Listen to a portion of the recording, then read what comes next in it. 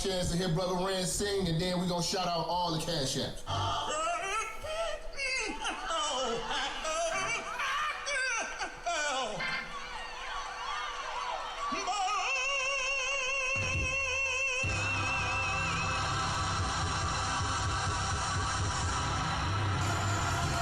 Yeah, it's Minister Jap.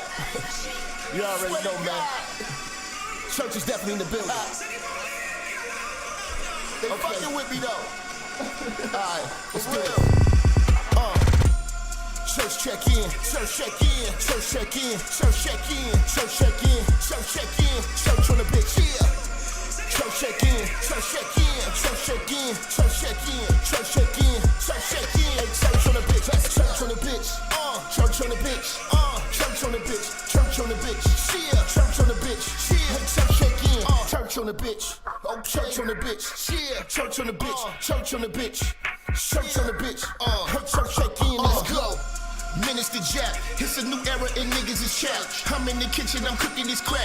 Bitch getting taxed in my Benjamin static. Truck in the front and the engine in back. 3Ks, everything I'm whipping in is black. 3 hoes all wanna sit on my lap. High yellow heifer, I'ma hit her from the back. This is a fact, I'm taking your bitch, I'm not giving her back. Bitch got some kids, I'm not dealing with that. The back of her throw where my children is at, now what's realer than that? Her mama's a hoe and her sister's a rat. Their head was amazing, the pussy was trash. Run up on church and that pistol gon' blast. Get your ass body trying to get to this bag, nigga. Church check in, church check in, church check in, church check in, church check in, church check in, church on the bitch, yeah. Church check in, church check in, church check in, church check in, church check in, church check in, church on the bitch, church on the bitch, church on the bitch, church on the bitch, church on the bitch, yeah, church on the bitch, yeah, church check in, church on the bitch, oh, church on the bitch, yeah, church on the bitch, church on the bitch, yeah, church on the bitch, listen, church check in, let's go. Relinquish the bitch, you loving and cuffing to be with the bitch. She came in with you, but I leave with the bitch. I bang and I skeet on the bitch. They be like Jap conceited and shit. I push it to start, ain't no key to my whip. Believe in the game, don't believe in the bitch. I listen to sin and the rest of the pips. You chasing the bitch and ain't chasing the check. You look like a bitch when you making them threats. You talk how you talk cause you safe on the net. When I see you, no talking, I'm breaking your neck. Catch a nigga like I do, I'm dirty on sight. Whole lot of barking, but I bet he won't bite. Bet a nigga won't roll the dice with his life. Double cross church, kid crucified twice, nigga. Church check in, church check in, church check in, church check in, church check in, church check in, church on the bitch, yeah. Church check in, church check in, church check in, church check in, church check in, church check in, church on the bitch, church on the bitch, church on the bitch, church on the bitch, church on the bitch, yeah, church on the bitch, yeah, church check in, church on the bitch, oh, church on the bitch, yeah, church on the bitch, church on the bitch, church on the bitch, hey, church check in, let's go.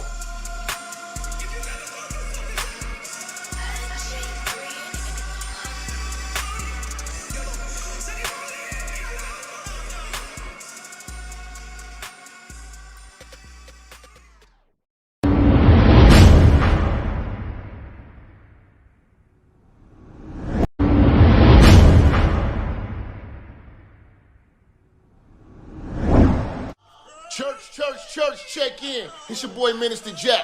To view the rest of this exclusive content, you gotta go over to my new channel, Minister Jap Church. The link is in the description. Again, go to my new channel right now. Subscribe, like, share, subscribe. The new channel, Minister Jap Church. Peace. It's Minister Jap. You already know, man. Church is definitely in the building.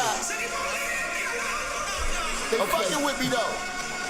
Alright, let's do it. Church check in, church check in, church check in, church check in, church check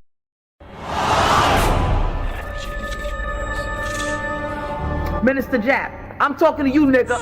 Yeah, I got a kid. I got 2 daughters and a son. Yeah, man. Black women are bad mothers. And that's why you having a baby by the motherfuckers you had a baby with is your fault. That's why you being a single mother is your fucking fault. That's why being a baby daddy ass nigga is your fault. Live from the church. Church check in. It's Minister Jap. Black women, they're some of the most worst bitches on with money, but yet they're still taking trips and they look fly doing. They are the flyest, broken bitches you're gonna ever deal with. On Minister Jap TV. Church check in, man. Church check in.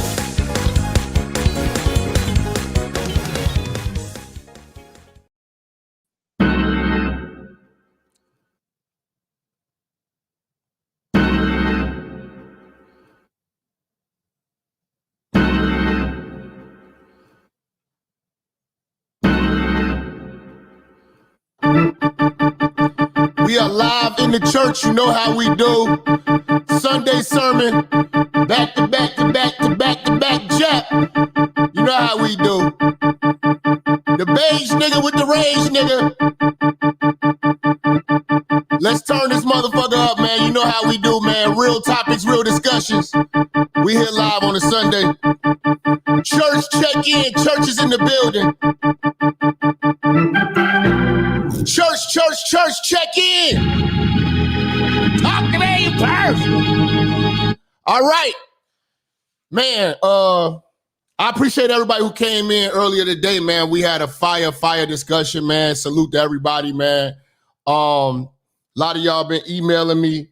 You know, it was fire, and you know, YouTube, you know, they came for my neck mid-show, started kicking people out.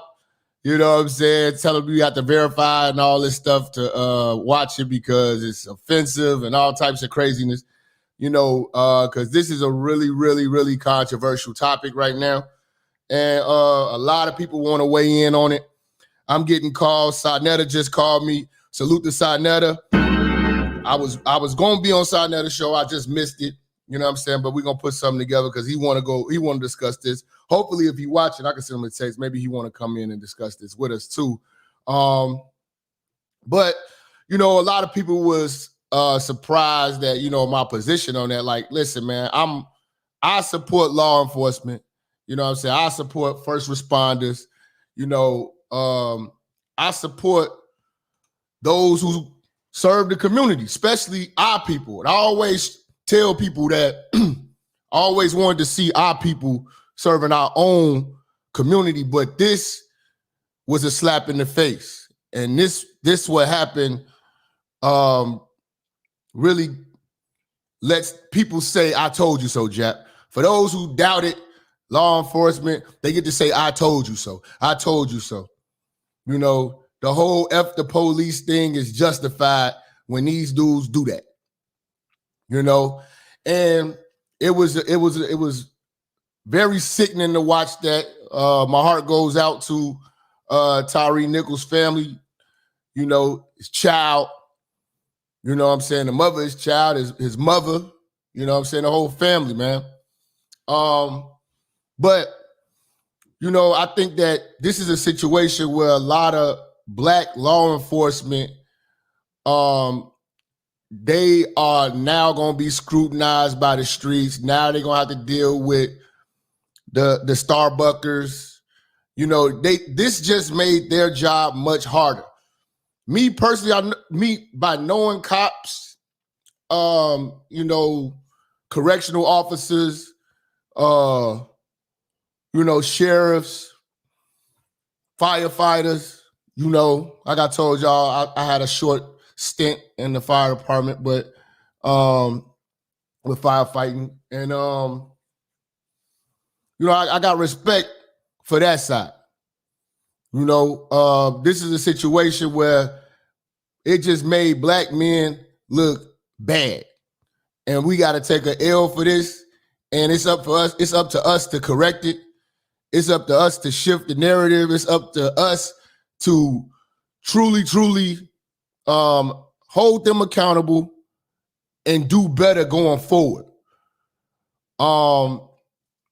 Got an email from a brother. He reached out to me via ministerjap.com. Has been an avid supporter of the church.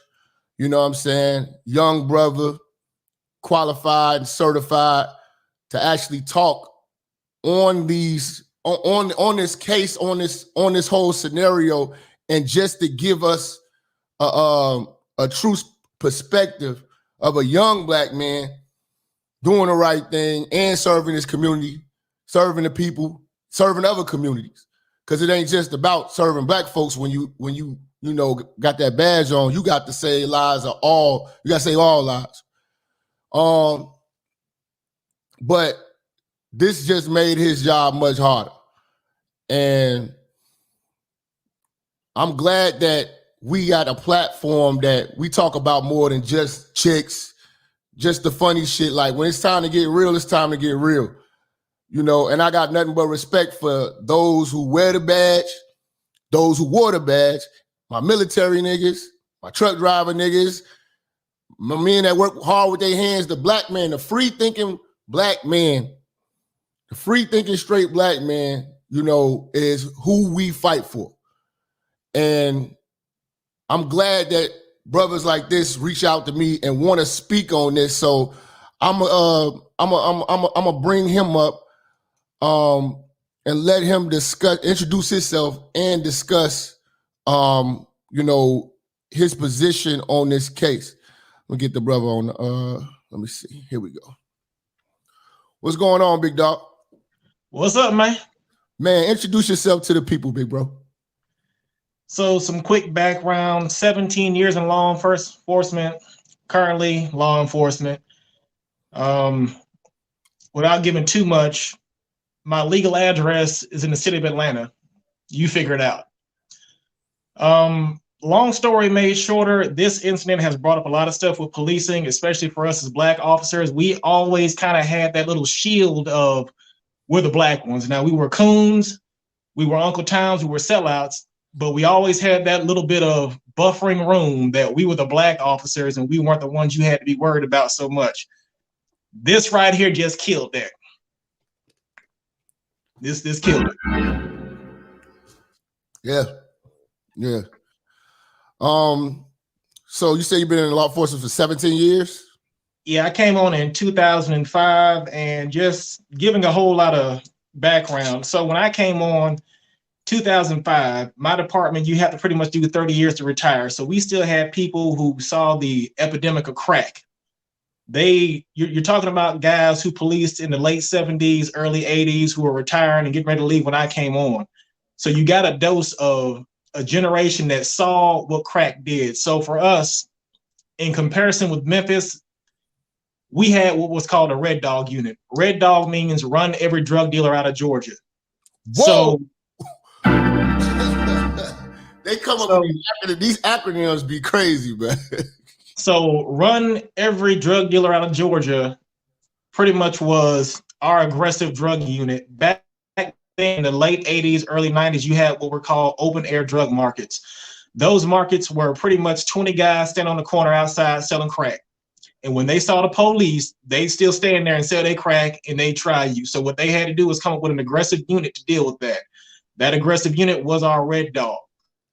Okay. They were good at what they did. They were military guys, a lot of them. They got out the military. That's why they went to the whole, you know, the cap, the black fatigues, the combat boots, stuff like that. So it was a new thing for a new problem. If you're going to deal with an aggressive drug dealer who doesn't care anything about shooting at you, you need some police who don't care nothing about shooting back at you if they have to. You can hear, if you talk to people who are from Atlanta, they'll tell you the stories about pretty much everything from having to fight with guys on the street, getting into it, and ground and pound kind of stuff. You have to be willing to put your hands on people. When I came on, we didn't even have a taser. So using your spray or baton was a last ditch effort when punching somebody wasn't working. You fast forward, we got rid of our red dog unit. The reason that we got rid of our red dog unit was because we had new officers coming on with the old programming. We don't have open air drug markets anymore. We don't have 20 guys standing outside selling drugs. We don't have projects that have been taken over by drug dealers and gangs and whatnot. They came on with that same mentality of we gonna do what they did back in the day. That's not what you're dealing with right now. What you're dealing with is a different kind of drug dealer. And just to be honest with you, they're not as tough. Red Dog used to get in a fight with those guys back in the day. Those guys, they took their licking and, you know, kept it moving. They went to jail, bonded out, did what they had to do. So when they brought that to these new guys, these new drug dealers were like, no, you're not going to do all that to me. And we even had an instance of pretty much, you know, we had some overzealous officers who were doing some cavity searches in public, doing way too much. Oh my God, man. So that's open record. That's out there. That's why they had to disband our unit. That's over with and done with. You know, with the Red Dog unit too, that put a black eye on because in Chicago those are called like the Jump Out Boys. They call them the jump out boys in Chicago. But like, it was like a 92-year-old lady who had got killed or something like that. That is all right, we'll go there. That was a narcotics unit, and pretty much without going into too much detail, they had what was considered to be a quota system. They had to have a certain amount of warrants that they served and a certain amount of arrests. Long story short, they went and got some drugs from a place where guys sell drugs from. They put that in the trunk of their car. They put those drugs in the trunk of their car. They were riding around looking for drug dealers. They caught a guy who had given them information in the past. This guy says, hey, I'll tell you where I got the drugs from. He points at a house that an old lady lives in. I'm not even gonna mention her name out of respect for her. You can look all this stuff up, it's public record. They pointed out that house. They went and got a warrant without having done their due diligence as far as surveillance and gathering more information. They kicked in the door. The problem with the way they served that warrant, and the reason we don't serve warrants that way anymore, this actually parallels Breonna Taylor's case. When you serve a warrant, you're supposed to do a whole bunch of other stuff as far as just perimeter and a whole lot of other stuff. What they did was they put on their fishnets and they went in the back and the front door at the same time. She was in the kitchen. She had a gun. Ask me where they found the one shot that she fired. Where they found it? I didn't get that. They found it in the kitchen, or I think it was the kitchen living room, in the ceiling. She lives in a hood area. You got people kicking in your front and back door. You're old. You don't deal drugs. You live in a hood area. You don't know if it's a robbing crew. So what happened is she fired her one shot. They found that hole in the ceiling. The teams that came in, the narcotics team, they came in from the front and back. They shot at each other and shot each other. Goofy. So we get to my involvement with that in particular without giving too much detail. I felt bad about that, and the reason is this. When we heard that pretty much 3 of our guys got shot up serving a warrant, when we heard that, you hear it, and because you're part of an organization, a team and whatnot, it's like they're attacking us. They're attacking me. That could have been me. What ended up happening with that, and a lot of us felt guilty about it, was we cut the city in half. Everybody came out from Homeland down to the sheriffs, to the marshals, even jurisdictions that even the college campus police and stuff like that. Everybody came out. We cut the city in half. We wanted to make sure our people got to the hospital. I'm talking about everything got cut in half. If you came across that line and tried to break it, you was going to jail that day. We cut the city in half, and we got our officers to the hospital. And they came over the radio, are all our people out? All our people, are they okay? Now, mind you, they planted dope in this woman's house. They handcuffed her to a chair and a bunch of other stuff that they shot her and killed her. We cut the city in half. We made sure that they got to the hospital. They came over the radio, are all our people out? We let that traffic go. And because the whole city was shut down, we let that traffic go, and it was traffic jams all over the place. This lady is still in that house dying. So for us, it was like, we sat there and did all that for you just to find out you done kicked in this lady's house on some BS. You done killed her. You done planted drugs in her house. We done sat here and cut the city in half to make sure you could get to the hospital, and this is what you do. So that one right there, I'm sorry, that's a little emotional, because that actually, especially because for me, you know people who know people. And when you know that you were a part of it, it's like, oh my God. Because what? That could have been your grandmama, your auntie, right? Yeah. So that's the issue with that. We're gonna get away from that for now, though. But anyway, so getting back to this recent issue with Tyree Nichols, we'll deep dive if you want to, but just skirting along the surface, when I watched the video, what I saw was the same thing that my department is dealing with, which is inexperienced officers who should not be on an aggressive unit. You should have at least had 5 years bare minimum before you even go to an aggressive unit. The reason for that is you got to learn how to police. You got to learn how to conduct yourself. You got to learn how to deal with situations. You have to learn how to deal with people. You got to learn how to keep your cool even when those around you are panicking and just spazzing out. So when I saw the video, they had plenty of opportunity to cuff this man. Plenty of opportunity to cuff him. They are too dependent, like we got officers who are too dependent on that taser, on that spray. You're going to have to put your hands on somebody and grab them and put their arms behind their back. That man was laying on his side at one point, like he was laying on a lounge chair in the couch. He was laying on his side next to the car. They could have easily grabbed him, put his hands behind his back, cuffed him up, stood him up, and gotten on with whatever traffic stop they were doing. So when I watch it, I'm seeing. Hold on, bro. We have a department of people. You freezing up. Say that again. We have a department where officers are just too afraid to lay hands. They're too dependent on these tools when all they got to do is just grab somebody sometime. So when you're dealing with people in a violent or hostile or chaotic situation, you need to grab up folks, cuff folks as quick as possible. So they let it spiral out of control. From the initial contact, from him getting out the car to him running off to when they talk up to him, even then, you got guys who are even. Hold on one second, bro. If somebody else is on your Wi-Fi, can you tell them to stop what they doing if they streaming?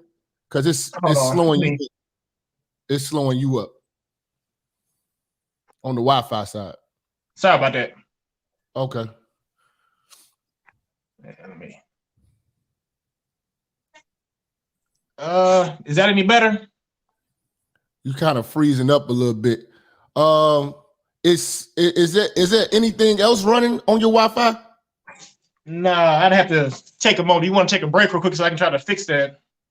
Okay, hold on. Just here you go. This is what I'm gonna do. I'm gonna remove you and then click the link again.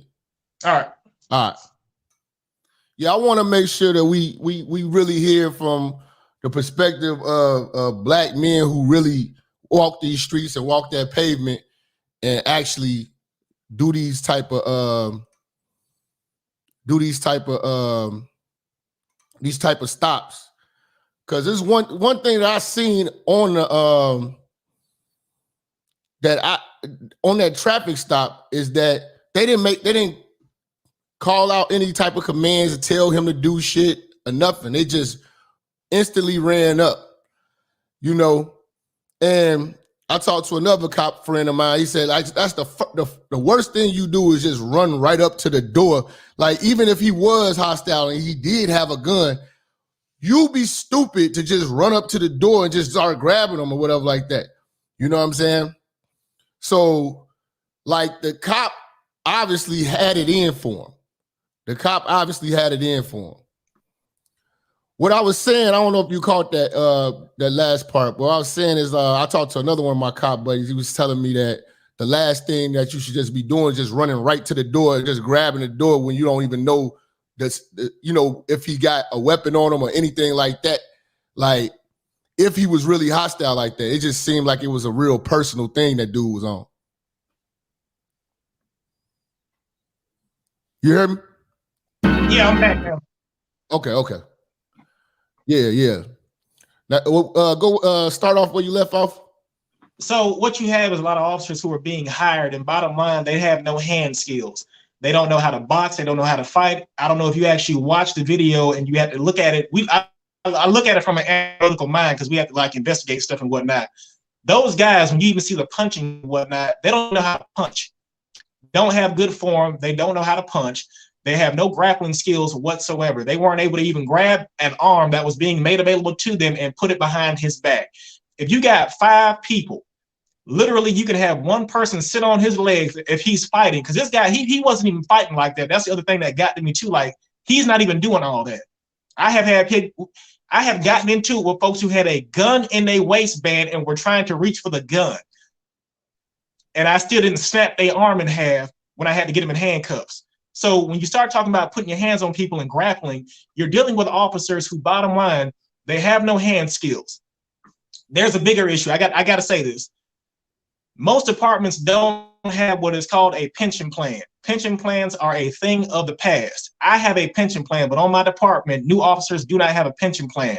A lot of officers that you have joining departments now, this is just a job. It is not a career for them. So they're just here, bottom line, because it's a job, they needed some work. They're not really looking at it from that, it's a career, I'm trying to be here, I'm here for the longevity of this thing. So then when you start talking about your leadership, Your leadership has an old school mentality. They look at numbers. If they can't produce numbers, and by numbers I mean arrests, you're not going to be on those specialized units, which means what? You don't get on a specialized unit if you're not producing, if you're not getting those numbers. So you're not going to have a good shift. You're not going to have the good days off. You're not going to have the cool assignments. You're not going to be able to wear the cool clothes or wear your plain clothes. You know, you're going to be stuck wearing a uniform, answering 911 calls on the beat.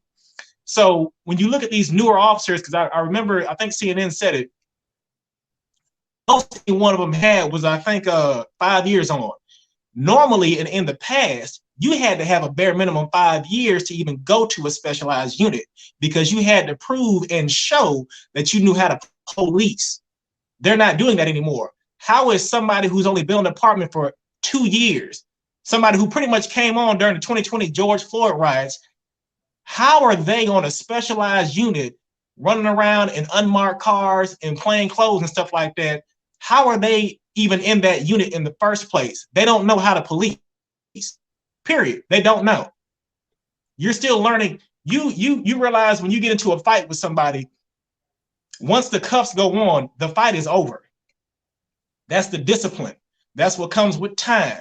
That ability to calm down, the fight is over with, put him in the back of the car, have somebody take him to the precinct. You got to sit down, calm your mind, calm your nerves. Now you got to bust out this report. You got to write up this ticket. You got to transport him on to jail.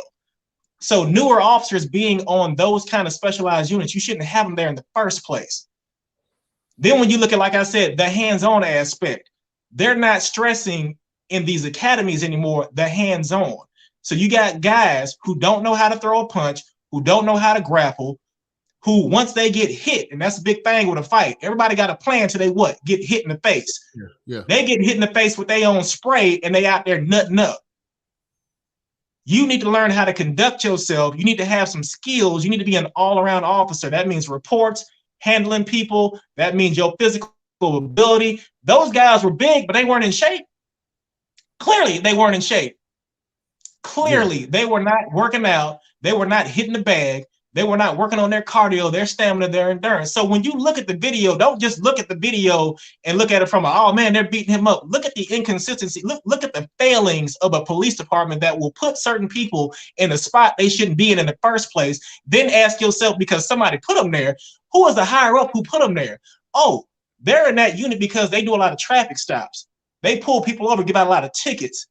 They do a lot of other stuff that generates those numbers. And when you get into numbers policing, you're going to have this happen because what? They're pressured. A lot of people don't have the backbone to tell somebody, look, we didn't get no arrest today. We ain't see nothing good. We ain't see nothing was popping off like that. They don't have the backbone to walk in there and tell the sergeant, the lieutenant, the captain, the major, hey, man, you know, just one of them days, it happened. They feel like they have to do what every day? I've got to produce numbers. So what I'm going to do is I'm going to pull this man over right here who ain't even on that kind of lifestyle. I'm going to pull him over. And because I'm already stressed and plus I got an ego, arrogance, and a pride problem, I'm going to pull him over and I'm going to get all extra aggressive and whatnot. Because if you honestly thought all that was needed, what you do is a felony stop. A felony stop is for when you think you're going to get down and dirty with somebody. This is a regular traffic stop. You need to calm down. And you know what? That's that old saying. If you cannot calm your nerves well enough to say, hey, you know what?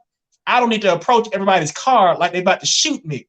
Because if you thought he was going to shoot you, felony stop.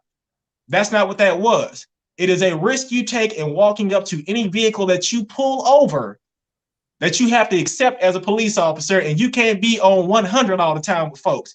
You're talking about your mentality is I'm a police officer and somebody might blow my head off. Fine, I'm gonna give you that. The person driving that car is, oh man, I'm trying to get home and see my favorite show.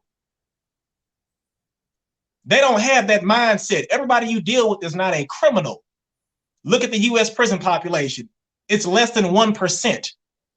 So everybody you encounter is not about that life. And most law-abiding people, the only way they even come in contact with police is traffic stops. Either they were speeding, not wearing a seatbelt, on their cell phone, ran a stop sign, whatever it is. So you got to remember too, you're dealing with regular people. You're dealing with your sister, your mama, your auntie, your brother, your uncle, your daddy. That's who it is driving that car over there. Everybody is not on some gang time stuff. Everybody is not on some I'm on the run for murder or nothing like that. So when you approach a car, you have that in the back of your head because you don't know what you're about to get into. But you also say, hey, this man might be just trying to hurt him get back to the house because his daughter is sick and he was, had to go to the store real quick and grab some kind of medicine for her. You don't know what people have going on, but you can't approach everybody with your gun out, tapping on the glass. Am I saying too much? No, man, no. And that's what I try to tell the guys today. That's when you're going to have your most police encounters in your car. That's why I tell you young cats, make sure you clean in your car. Because if you can lower your amount of police encounters, you know what I'm saying, these type of hiccups won't happen. But this, to me, was just vengeance, or it just seemed like it was something else. Let's go to the land of make-believe and fairy tales. Let's just pretend this era they were in was high crime. Let's just pretend it was all these things and more. Well, there still is an element of you have to conduct yourself in a certain manner. Bottom line, you the police, you swore the oath, you said you was going to go out here and act like you had some sense and clean up their community. So you still have to conduct yourself like you got a certain amount of sense. Now, what's going to happen in Memphis is this. The same thing we saw where I'm at. What's going to happen in Memphis is, first off, they did score. Hold on. So they have no aggressive. Time you went out a little bit. Okay, go ahead. They have no aggressive unit in Memphis right now. They disbanded the Scorpion unit. So who's going to suffer for that? The community.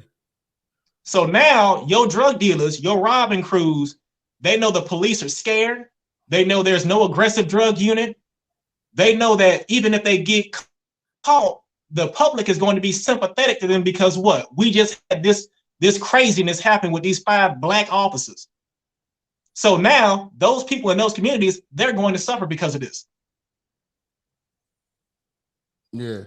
Do you feel like I don't think by just checking your tone, I don't feel this is you, but do you feel that a lot of people now are scared to police or scared to be police?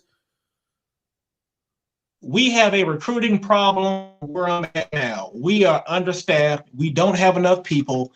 And you have to remember too, when you can't get anybody to do the job, that's when you start taking anybody to do the job. So what you're doing is now you're lowering your standard. This is all documented. This can all be looked up. You're lowering the standard. When I came on, they were raising an issue. If you smoked weed back when you were a teenager, that was a problem.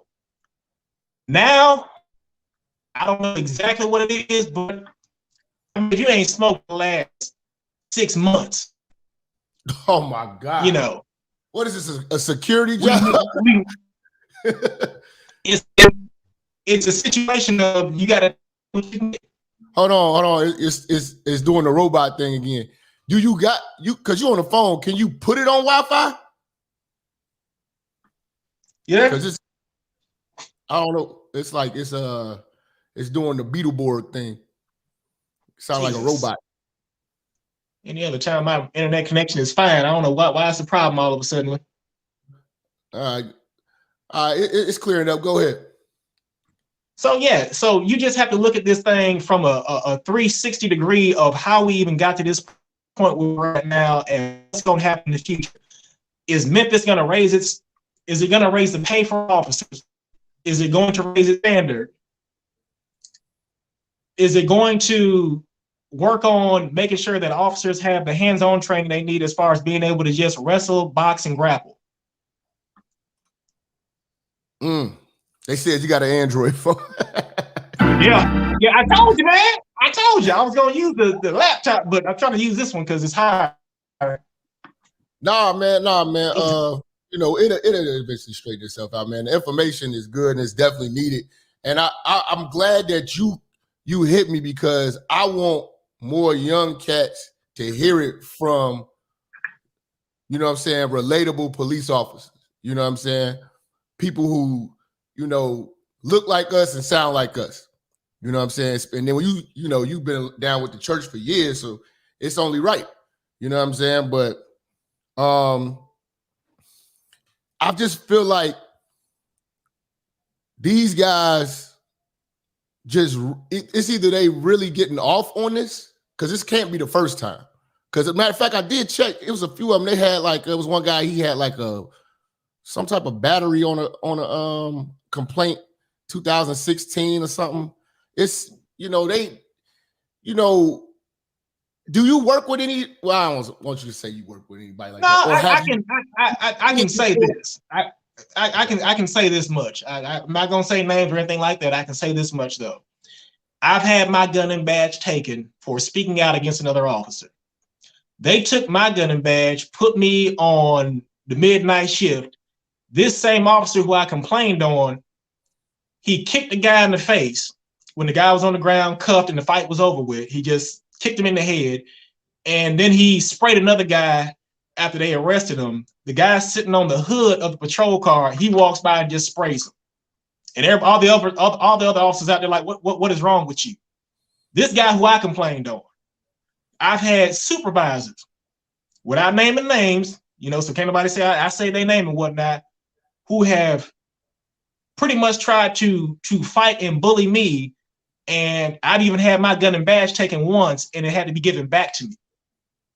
So it becomes an issue too of when you have officers who speak out, and I'm not just talking about me speaking in my personal perception of a situation, when there's actual evidence, when the supervisor documented it himself and he signed off on it. When you tell your department, what does your department do about that? In most cases, nothing, because the higher ups, they look out for each other. They look after each other. If you bottom man on the totem pole, they don't care nothing about you. They'll throw you, they'll throw you under the bus. Is this your own color? Yeah, your own people. Your own people do you the worst. Because see, here's the flip side of it. Oh, white people don't want no problems. Okay, they don't want to get canceled. They don't want to lose their pension plan. They're not trying to get fired. They don't want to be labeled as racist. If they do something to you, trust me, let's just pretend it's racist. It's going to be well under the radar. You ain't got to worry about that from them. They don't want that label. They don't want that stigma. They don't want that following them. And where I work at is so black, they don't want that at all. It's black people who will do the same way. So if people want to sit there and play the race game, no. This is an issue with police. This is an issue of police culture. That's what nobody wants to talk about. What they'll do is, same thing they probably do in Memphis. You know what they're going to do? They're going to find you everybody. No. They're going to find you everybody who's high up in the Memphis and who's willing to say the talking points. They're not going to tell you about the people who are stuck working at night, answer 911 calls, the ones who don't have good off days. They're not going to get them and let them speak freely about what's going on in the department. So they're going to find you some people. They're going to find you some tokens to go ahead and speak up. They're not going to find anybody who's going to tell you, hey, man, he shouldn't have been on that unit in the first place. He's stupid. He don't know how to do a warrant. He don't know how to arrest nobody. He ain't got no hands anyway. They're not going to find the people who going to tell you what's really going on, because they got to do what? Damage control. So it's always when something like this happens, then everybody wants to act like, oh, how did we get here? And I can tell you right now, it's a legion of officers there who will tell you, I can tell you exactly how we got here. And I can tell you how to fix it. But that's not going to happen. So I posed the question on the thumbnail. Is this a black cop problem or a black behavior problem? It's both. You look at those officers were all relatively new. You look at a generational issue of, think about the mentality of the average black male between the ages of about 18 to maybe 25, we'll go as high as 27. Think about their mentality as far as what they've been brought up to think about police. Think about their link to community, their link to people, what respect they were taught growing up.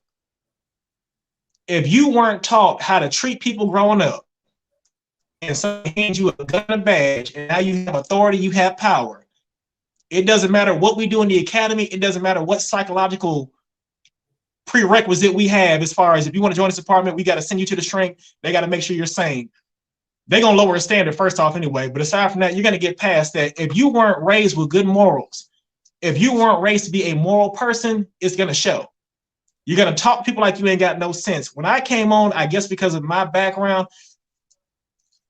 the first woman who I got into a fight with, she ripped my patch off. Another officer had to grab her and slammed her into a wall and then slammed her into the hood of the car.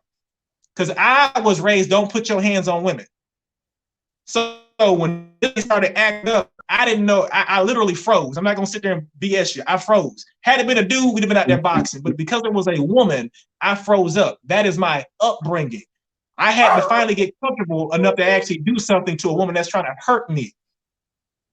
So if you're brought up in a household, let's just say single parent household, respect issues, talking back, all that stuff like that. Once you get some power and you pull somebody over and they don't do what you say, you'll act up. You're going to act up. I was raised by a drill sergeant and a nurse. I had my father and my mother in my life. I will talk to a man like a man. I will handle you like a man too if I have to, but I don't have anything to prove. I don't have an ego. I don't have arrogance. I understand that I can get tossed up, get my head blown off any day of the week. And if I think that's what's about to happen, you're going to see a whole nother side of me, a whole nother approach as well. I'm not wrestling with nobody like that if they're really a threat like that. And that's another thing too. When you get officers talking about they got into a fight, you didn't get into a fight. You had a dope boy who took off running. You caught up to him because he's out of shape, and all he does is eat Vienna sausages and ramen noodles all day long, and he got his pants around his knees, and he wearing Crocs. So you caught up to him, and you had to wrestle with him to get him in handcuffs. You did not get into a fight. I have been in fights at work. That's when I found out the difference between parole and probation. We had a guy, quick story. We caught him, it wasn't even my arrest. He got caught with drugs and guns. He was on parole. In other words, he had been sentenced to like 12 years. He served 6. The gun and drugs alone was going to have him in jail for another 10 years. We had to fight that man. He wasn't running from nothing. He was going to run over us and stomp us out. It was me and another officer. We had to fight. We didn't use no taser. We didn't break his bones. We didn't use no baton. We didn't shoot him or nothing like that, but we had to fight. So when I came on, going to the gym, working out, making sure you had your physical together, it was a requirement. We didn't have tasers. We were taught that literally you only broke out your baton when punching him wasn't working. I tried to punch him. I was pretty much about to break my hand. I ain't able to go ahead and get this baton out. That man fought us out there. He did not want to go back to prison and serve the remainder of his 12-year sentence and get this additional. That man in jail now. That man in jail, he's still in prison right now. He fought us. So when you have officers talking about, what you think about Officer sick of the dogs on these? Oh, but yeah, so it's a terminology issue too when people talk about fighting versus wrestling with somebody and just trying to get them in cuffs. I've even had a lady recently. She's taller than me. She's like 6'1" or 2" or something like that. I'm like 5'11", 5'10".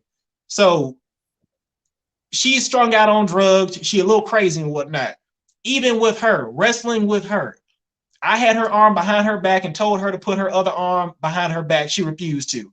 I could have broke her arm, dislocated her shoulder, snapped her wrist in half. I could have did all that, but I didn't do any of that because for one, I know she crazy. 2, all she did was steal some chips and soda. Okay, I'm not finna be on the 6 o'clock news for break collarbone over that. Then on top of that, after I had to get through wrestling with her, you know what happened? The guy who owns the store didn't want to press charges. Oh, come on, man. So I'm not taking it there for those kinds of issues. I'm not going to go that deep off into this thing over certain issues. So like I said, when I look at the video for Tyree Nichols, all I see is officers who shouldn't be there in the first place. They have no hand skills. Bottom line, we have a department situation where they're putting people where they should not be.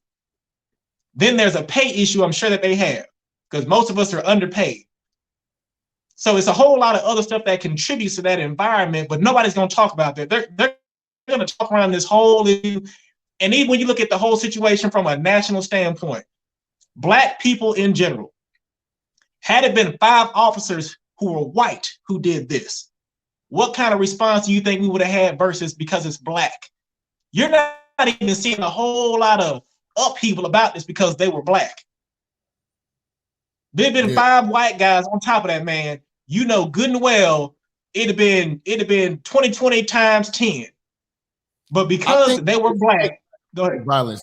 I think we expect black folks to hate black folks. That's why this is not gonna last no more than like the next 2 weeks. Black lives don't matter unless a white person takes it.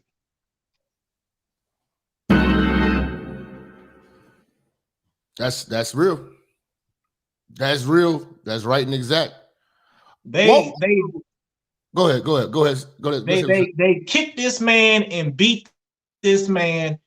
And if it was anybody of any other color, CNN would still be talking about this like it just happened 5 minutes ago. So it shows you a lot about people too and what we're willing to accept. Oh, well, you know, all races, they, you know, you kill who's close to you, whoever's in your proximity. I don't care.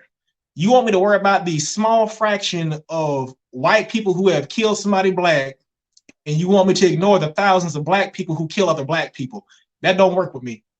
It doesn't work. Walk me through if you were hypothetically in that same situation where you were the person pulling over Tyree Nichols. We've had a guy who literally was shooting in the neighborhood. He managed to pull over for us, and we're all on the car, guns drawn.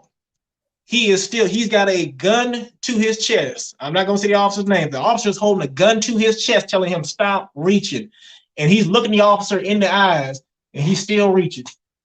He's still reaching. I've had literally a guy try to run me over with an SUV. And long story short, I'm kind of glad this happened before body cameras. I had to reach in his mouth, grab him by his lower jaw, and even though he had a seatbelt on, I pulled him through the driver window. Wow. I've had people who have resisted, stuff like that. With that situation right there, he laid on the ground for you. He got out the car. He's on the ground. One officer already had an arm. The other arm is just down there holding him up because he's just laying here like this pretty much. You could have cuffed him up. Okay, let's just pretend we're going to go to the they catch to him. They still had plenty of opportunity to put that man in handcuffs. They didn't. They too busy trying to get some get back because their ego and their pride is hurt. And then, like I said, you look at when they were swinging at him on the ground, they're just doing these. It looked like a yard fight. Like you came and you beat up my little brother, now I'm gonna beat you up. That's what it looked like. It did not look like professional officers, men who know how to carry themselves. That wasn't man stuff right there. Because when he pulled out the gun, he said, I'm gonna blow your ass off, get your ass on the ground. I'll break your motherfucking arm. It was so much.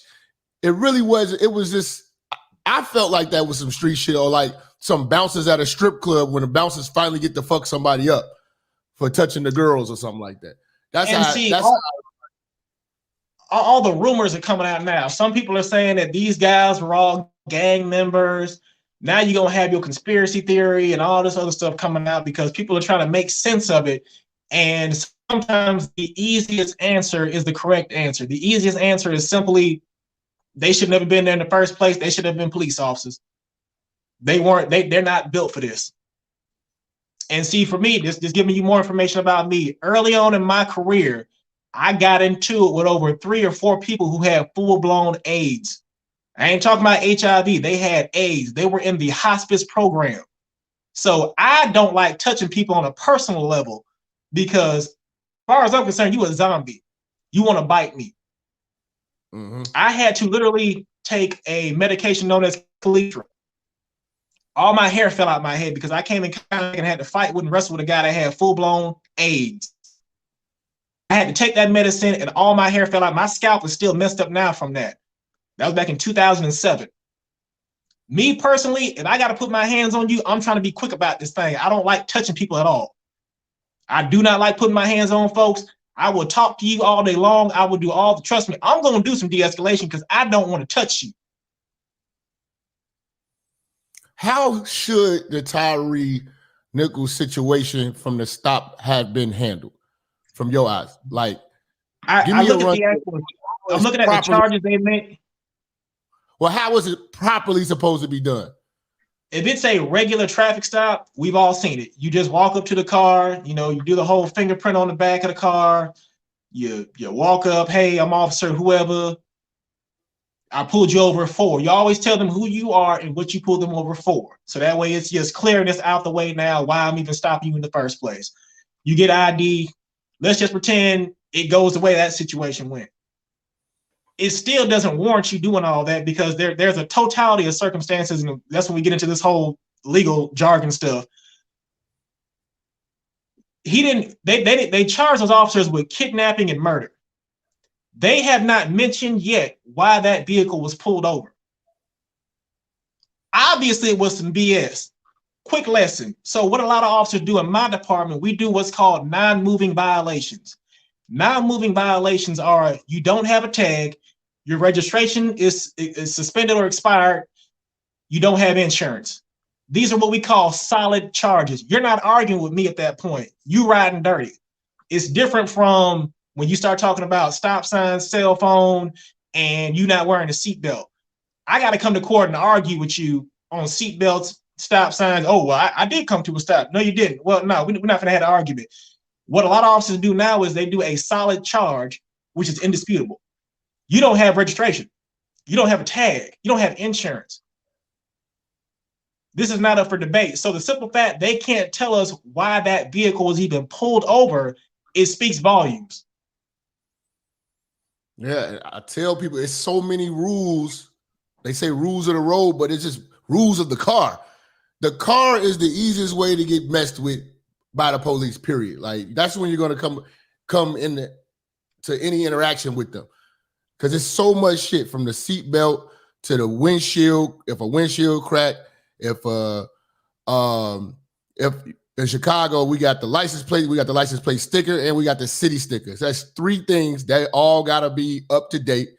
Then you got your insurance. You got if there's got passengers in there, they don't have their seatbelt on. You know, it's so many ways to get pulled over. You know what I'm saying? So that's why you got to be on the up and up. But talk to the young brothers out here on how to conduct themselves. I'm not saying Tyree was wrong at all. I don't think he was wrong at all. But other situations you've been in, and we know how our people are. How do you act when you encounter the police?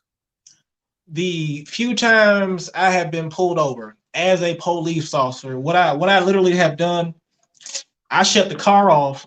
I roll down all my windows. I take the keys out the ignition, put them on top of the car. I've got my driver's license, registration, proof of insurance, and all that in my hand out the window. So when the officer walks up, what do we have to even talk about? Now, some people will say, oh, well, you know, I shouldn't have to do all that, and this is America, and blah, blah, blah. Okay, keep playing with your life. Keep making it difficult. Put yourself in a situation where you get pulled over. You don't want to you don't want to cut your music down. You don't want to go ahead and get your stuff out. You want to go ahead, get pulled over, get an attitude. Man, I got my driver's license. It's in the glove box. You want to go ahead and reach over there where he can't see what you're doing with an attitude. You're going to find out. Now, I think it's see, what if, well, okay, so you get pulled over and then you reach over there to the glove box. Is that going to put the police on high alert right there because you're reaching around in your car? You reaching around, period, is a problem. That's why when we've actually had it. What do you need to have your driver's license and registration so that it doesn't look like you making a reach for something too crazy? Like, what would you? I gotta answer that question like this. As a police officer, if I pull a car over, I'm not a traffic Nazi. I don't like doing traffic anyway. I had a bad experience. Like I said, I had to do trying to run me over the SUV and some other stuff. So I leave traffic alone. But from an officer standpoint, if I pull you over, I'm gonna ask you, do you have a license? You gonna tell me yes or no? You tell me yes, where's your license at? Don't reach for it. Where is it? I'm going to talk you through it. I'm going to talk you like pretty much I'm talking you through diffusing a bomb. We're going to talk this thing out. I'm not going to create a situation where I got you reaching around the car. I had a training where we pulled over vehicles. You know, you put on the mask, you got the little gun that shoots the ammunition round. When I pulled the car over, it was a SWAT guy who was in there. They was messing with us and whatnot. So when I pulled him over, I'm looking at him, and he's like, man, I got my driver's license and whatnot. He reached over, reached down, pulled a gun out real fast, shot me, and it went under my vest, and it hit me in the stomach. So it actually hurt. So for me personally, and that's where training comes in, you have to have training. You got to train these people. And when you talk to people who are ex-military, you talk to your Green Beret, your special forces, and all the stuff like that, they train for 18 months intensely for a 6-month deployment. They spend thousands of hours shooting, getting physically in shape. The sensory training where you go into a room with a bag over your head, they snatch the bag off and you don't know what's going to be in front of you. Most people don't understand. We as police officers, we don't get that kind of training. They don't have the time, the money, the assets, the resources. My department is trying to build a facility now, which is pretty much going to be state of the art. It's going to lead the way for Georgia. They're trying to build it, but we got some problems going on with a certain group of folks who want to act up and whatnot. You have to have training, and training on a regular basis. You can't go and just do it once every year. You do your use of force training. Once every year, you go qualify with your gun. So do you think training, or really it's not even training, it's qualifying and passing tests. We don't even have training. Do you think that is appropriate to only do that for maybe 2 or 3 days out the year, and that's it? Do you think it should be how can I say this? Not necessarily a weight requirement, but a body fat, like, you know what I'm saying? Like a body. I'm gonna stop you there. I see where you're going. What that boils down to is, I'm gonna work this delicately. Because they are heavy, you know what I'm saying? Like dudes that as big as fucking like Shaq or some, like, what's the dude, the Undertaker type of dudes, you know what I'm saying? Those are different, those are freaks of nature. But then you got Homer Simpsons, you know what I'm saying? I'll stop you. I see what you're going at.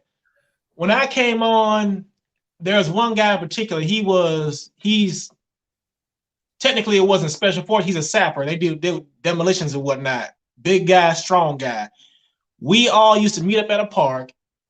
He brought a 400-pound tire. We would flip that tire. We would hit that tire. This is all after work. We're not getting paid to do this. We're doing this on our own. This is what we used to do. And people would see us and they know we're police officers, and they look and kind of give you that nod. Like, yeah, we appreciate y'all, trying to stay in shape and do y'all's thing.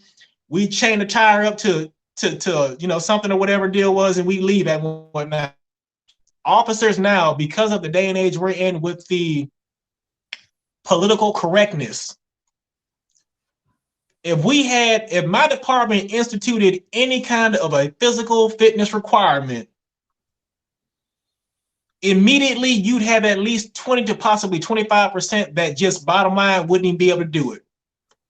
Another 25%, if you get them up to par, maybe if you give them enough time to get back in shape and whatnot, they'll get it back in shape.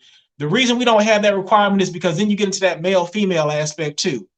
Different qualifications for different people and whatnot. And it's the same thing that the military is dealing with. You don't lower the expectations of the battlefield. If you can't move the weight, you can't move the weight. If you can't run the distance and the time, you can't run it. This isn't the job for you. When I came on, I used to run 3 or 4 miles every day. I'm already naturally skinny, so running don't really do nothing for me. I just want to make sure I had my stamina, endurance, and whatnot. But I used to run 3 or 4 miles at least 3 or 4 times a week. These officers now, they're not doing all that. I'm 40 years old. I still try to stay in shape. I was actually supposed to go to the gym today, but I told you I ain't feel like doing it today. But I still try to maintain a certain amount of physical fitness, and it's not because I think I'm tough. I can beat up everybody. Like I said, I can get tossed up any day of the week. I maintain that fitness because if I can just keep you up off me until some backup get there, I'm good. That's the reason I try to make sure I'm in some kind of decent shape. They don't stress this stuff. And like I said, some departments actually give an incentive. I think, what is it, like Houston? Because I know a guy who went to Houston PD. They give you like an extra bonus of $3,000. Think about that for a moment. If your department gives you $3,000, you can get a gym membership at any kind of gym you want. That also covers protein powder and any other supplements you may need, unless you just buying the most expensive exotic stuff possible. So if your job will at least do that for you, like even with the feds, some federal agencies, they require that their people qualify every month with their firearm. My agency, once a year. So you see the difference in, okay, the feds gonna make sure you on point. Local is once a year. The feds want to make sure you in shape. Local don't even have a in shape requirement. We don't have a PT test. We don't have anything like that. We have no incentive to make you want to go work out.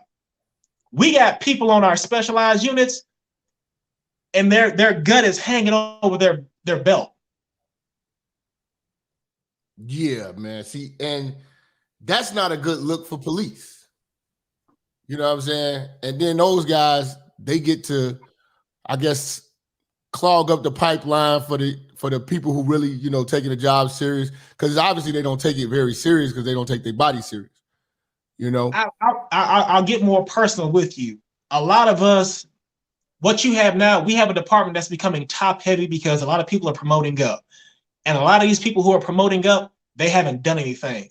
So they're now your supervisors. I've been on 17 years, and unfortunately, I'm still at the bottom. But that's because I never wanted to get promoted unless I moved around and whatnot. You don't get to move around unless what? You friends with the right people, you kissing up to the right folks, and a whole bunch of other stuff. Period, point blank. You're not gonna move up like that. So my career has been stagnant for the most part, like a lot of officers.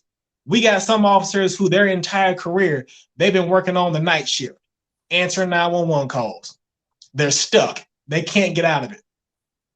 So there's no movement within the department unless you know the right people.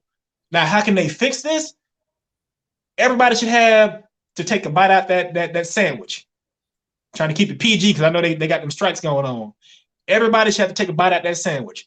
Everybody should have to have their weekends taken from them and given back. You have rotating off days. You have rotating schedules, whether you got to work at night, morning, afternoon. Everybody should have that rotation going on. You should be moved around. We got some people who've been stuck in the same area their entire careers. They've never been on this side of town. They've never been on that side of town. They have no idea what's going on over there. So there's no movement. Now, you gonna go out here and generate some numbers? You gonna do some kissing up? You gonna do some questionable policing? I'm just gonna leave it at questionable policing. Oh, we got a spot for you. We'll move you around. We'll put you here. We'll move you there. What do you want? You want to come to work every day, do your job, do it right? You gonna tell a supervisor, hey, you're wrong. I'm not doing that. I don't have any tickets for you today. I didn't pull anybody over. I answer my 911 calls. I'm back at the precinct, turning in my stuff. I'm going home. Oh, okay. Yeah, you're gonna be stuck there for a long time. So when you start talking about people who join the department who don't have a backbone, who ain't gonna say nothing to a supervisor,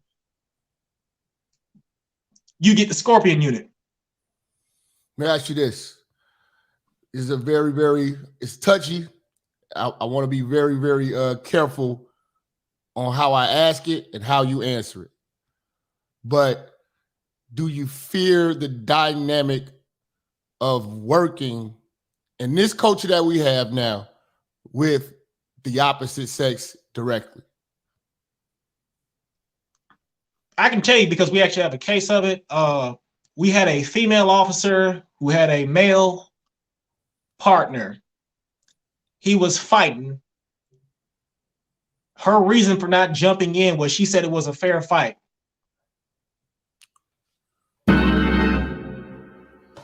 And when You freezing up. Hold on. was Bro. also my supervisor at the time, you couldn't say anything about it because of the having to be politically correct, not single someone out, not say something. What it boils down to is it is a physical issue that nobody wants to really acknowledge. I'm about 5'11", 5'10". My weight fluctuates between 155, 165. When I actually get in the gym, do what I'm supposed to do, I can get up to 175. If I got to go at it with a dude that's 6'4", 250, muscled, it is what it is. The reality is, if you're not physically able to do the job, you shouldn't be doing it. There shouldn't be a lowering of the standard or anything like that. It is what it is. Because if a female officer or a skinny officer like myself, if I pull somebody over and pretty much the Rock steps out that vehicle and it is what it is. I got to do what I got to do. If you're not up to it, it is what it is. With our female officers, we've had some good ones. I'm talking about I don't want to name her, but she was extraordinary. She actually left us. She went to the DEA, and last I heard, she was out there taking on cartels. She was gangster. They're not all like that, clearly. Now, you have some women who move in their femininity. What I mean by that is they're very procedural. They're not punks. They're just very, very by the book. Very by the book, so that way they don't put themselves in a situation. They cuff people up when they're supposed to. They do what they're supposed to do because ultimately it's just reality. If somebody's bigger than you, it is what it is. As a black man working amongst the opposite sex in this field, how much of a threat do you feel that the Me Too culture and, you know, the possibility of accusations, is that something that you feel as a man, and or do you take precautions to make sure that you're not in position to where there's ever accusations with that type of situation? In my department, as far as that goes, we don't really have a Me Too movement or anything like that going on because it's not the same people who were around when I got hired as opposed to now. What I mean by that is we used to joke. We used to say a lot of inappropriate.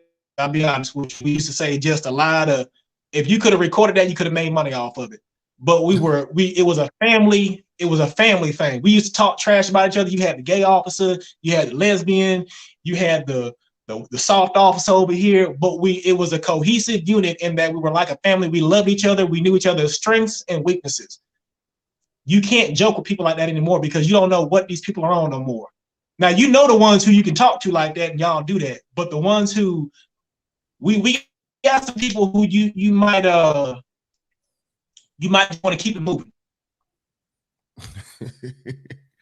Yeah, it's tough, man, because like, you know, having these good jobs, like I think like one of the biggest threats is either a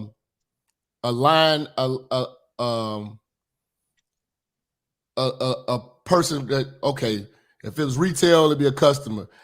From when I was in a fire department, they still called them customers because they basically pay your salary. But lies from them and lies internally from women. That's like the hardest thing that I see in this day and age for men to keep their job. And I feel like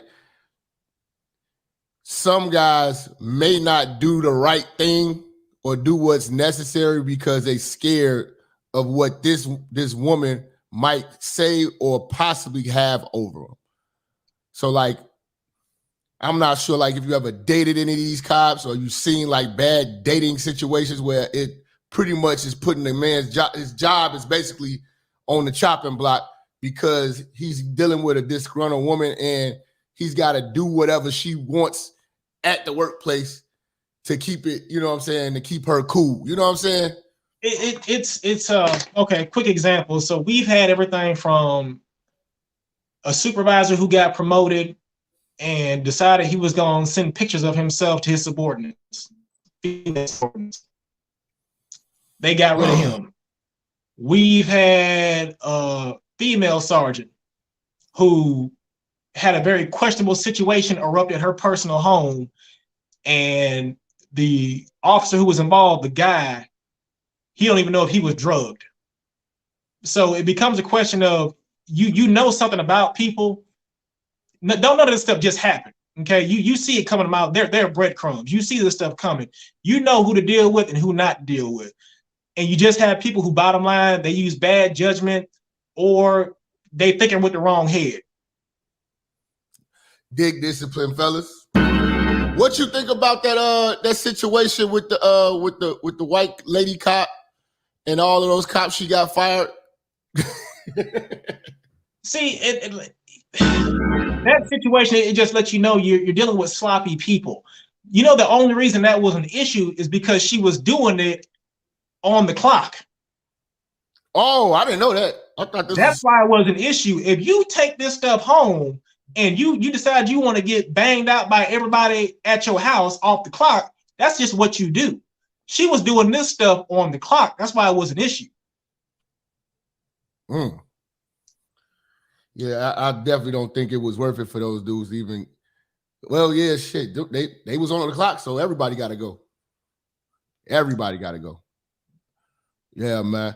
I don't know. Did you get a chance to see I don't know, what do you call this? The superintendent or the chief of what's the lady name, man? In Memphis that's speaking on this. Oh, their chief. I've heard about it. I don't know who she is or anything like that. Let me see. I got some footage. Hold on one second. Hey, y'all, we are live in the church. One-on-one with my brother right now. We are basically, he's in law enforcement, certified and verified. He sent me the credentials. I don't want to put all his business out there, but he's giving us the real. Now, like I told y'all, every time I tell y'all, you need to start asking cops questions when they just off the clock. Just ask some questions about some stuff if you can, and take that information and live by it, man. Because they don't feel like, you don't be feeling like writing all that shit up every day. Most people think about this. Most officers with some sense, if we can let you go and resolve this peacefully, we want to. Nobody wants to be sitting behind a desk without their badge and their gun. Don't nobody want to be all on YouTube and on World Star. Don't nobody want to have to put themselves in a position where they got to possibly worry about you suing them. So most officers that I know, that I deal with, they don't want to be bothered with all that. They just want to come to work, do their 8 hours, and go home. Nobody is looking to come out here and plant drugs on you, throw you in the back of the patrol car, take you to the warehouse district where ain't nobody at, and beat you up for the next hour and whatever else it is you thinking that we want to do. No, I just want to come in, do my 8 hours, keep my pension intact, and go home. There you go, man. I tell them all the time, man, like, you know, I wouldn't want to do all that tedious shit. You know what I'm saying? Like, you know, and certainly I know that y'all got a mean pension. I mean, to get paid to chill, you know what I'm saying? Like, most retired police officers are chilling, living good. They make it what people make on salaries working, just having a blast. That's why they always out riding motorcycles, drinking and shit. You know what I'm saying? But see, when I look at this situation, I'm telling you, because it has happened time and time again, especially with specialized units. Memphis is going to go through what they got to go through, just like any department that goes through this. Check back in 2 or 3 years. They're going to have another unit by another name. They're going to have a whole bunch of inexperienced officers because bottom line, if you ain't got enough people, you got to put people where you need them. So they're going to have to put some people back in there because what? The crime rate going to go up in that area. Now, their crime rate going to go through the roof here because do you think any officer in Memphis wants to even be at work right now? Yeah. Yeah.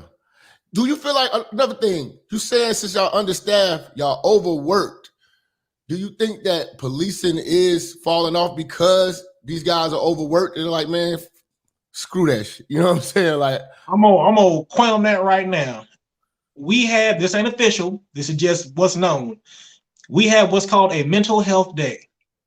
This is when you wake up in the morning or whenever it's time for your shift and you call your sergeant, say, hey, I ain't coming in today. Go ahead and show me I'm gonna be sick. Go ahead and sick me out or use some of my comp time or vacation time. It's called a mental health day. And the sergeant ain't gonna ask you no questions. The reason we have that is because if somebody died in your family, if you and your wife ain't getting along, you going through a divorce, if you've been neglecting your family duties and your child is out of control, if you got something going on, bottom line, you don't need to come to work.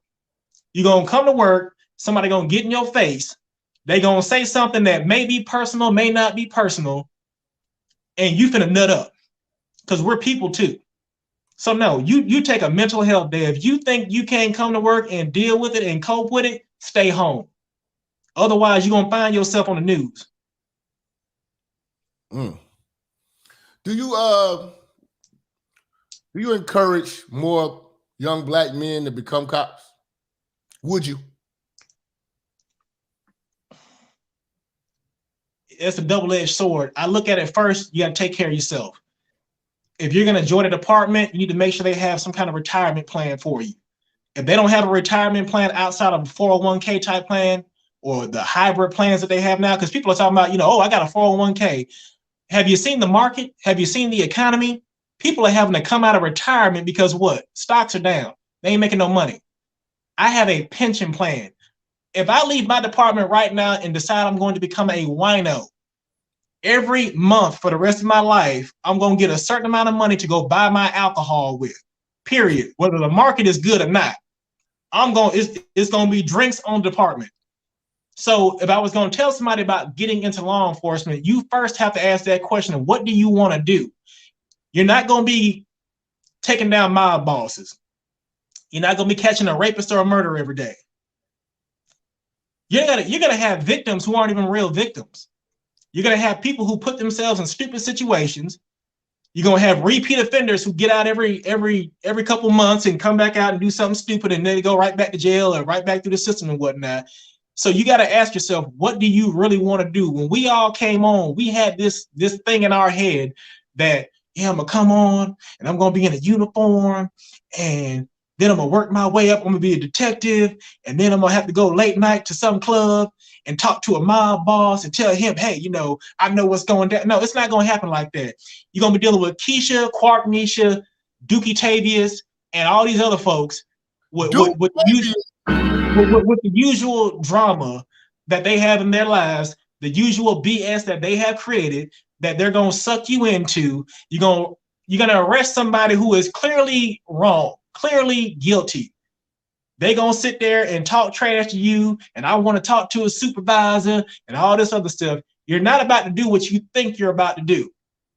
Then when you actually get into policing, you see that they don't put people where they need to go. What I mean by that is, we got guys, I take my sergeant, not going to say his name. My sergeant wrestles and grapples after work. This man comes to work sometimes with scars on his face from being clawed. This man know how to fight. They won't take him, put him at the academy teaching defensive tactics and how to fight and wrestle and grapple with folks. We got people who used to be military, special forces, Green Beret, Sapper, Rangers. They won't put them in the positions like on the SWAT team or anything like that that's related to that. I don't want to get too specific and whatnot. They won't put them in those type units and then have them train other people so we can be better when we go out here. We got people who literally have knowledge about a lot of different things. They will not put them in certain places where they need to go. When I came on, it was only like maybe 2 or 3 sergeants who looked into my background. They looked into my background and saw some things, and they had to call me in. I'm going to go ahead and tell you too much information. I graduated when I was 16 from a juvenile boot camp facility. So my background was a wee bit different than some other folks, because they looked at it, they was like, how'd you graduate when you were 16? You don't look like you a genius. You ain't no prodigy. So what's going on here? I got into some trouble when I was a juvenile, and bottom line, I went to a program where they pretty much put me through, and it's another officer on the department he went through too as well. So we kind of like young and thugging. Now we police officers. When I first came on, people looked at me. They literally. I saw a guy who I hadn't seen since high school, and he made an assumption I was about to rob somebody. He made an assumption that I must have beat up an officer, took his uniform, and you probably about to rob somebody. When he saw me, I was like, "Nah, man, I'm a real cop, dude. It ain't nothing like that." You have to look at people's background so you can put them where they need to go. And you also have to make sure that people have movement so they can move around, because you don't want people to be stagnant either.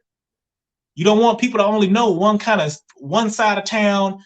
You take an officer, you put him on the south side. You put him in the more so high crime, low income area. Is he gonna know how to function on the north side with the people who got money, or vice versa? Yeah. He's not gonna know. So you have to move people around, but you also got to look at people's background too. What are their strong points? What do they do? We got officers who used to box. You got a problem with young black males right now who are pulling guns, fighting, and doing a bunch of other stupid stuff. We have an athletic league.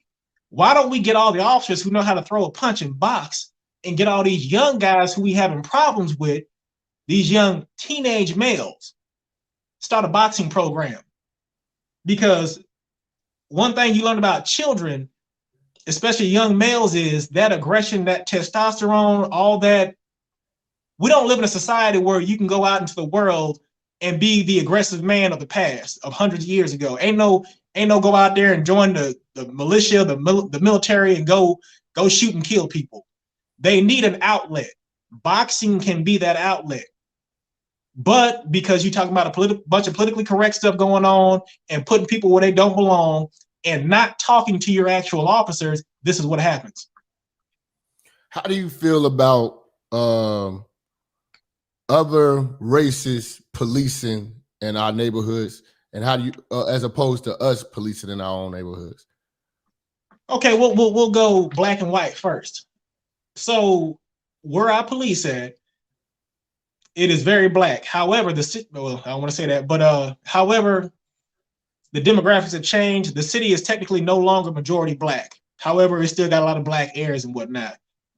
You need to have a white officer come over there. He needs to police for black people. And I'm gonna get on the soapbox for a moment, and you can call me Uncle Tom, whatever you want to. But I hate it when I hear about, oh, these white officers this, these white officers that. I have seen. We had an officer who got a call. It was a lady who had some kids. She called 911 and said she wanted to give up her children. I'm not gonna say the officer's name, and anybody who sees this from my department, they're gonna automatically know who we're talking about. He went over there to that call. That lady said, "I don't have a job. I don't have a place to live anymore." Now he white, she black. I need you to take my kids. He was like, "I'm not taking your kids." And she made it clear, I don't have anywhere to take my children. I can't raise them anymore. I can't. She had fell on her hard times, and bottom line, she had snapped. Long story short, this man called our sergeant, came back to the precinct, put up his patrol car, and opened up the doors to his house and let her and her kids in until they could figure out what to do with her, because he was not going to take her children. So when I hear all that racial stuff, even with the sergeant I just told you about, the one that loved to fight. Now, he's not a love to fight guy, like, he run out here trying to beat people up and all the stuff like that. He does that MMA stuff, all that grappling and whatnot. We had a situation of a missing child.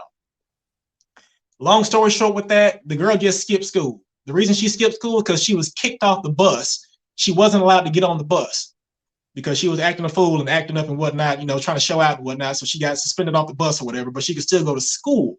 So when the school called the mom was like, "I saw her get on the bus." Well, you ask people questions and they tell you, I saw him get on the bus. So it's like, okay, so what happened between the bus and school? So long story short, the bus came, the bus went. She didn't get on the bus. My sergeant, the same one I'm telling you about, he's a white guy. He goes up to the trap house.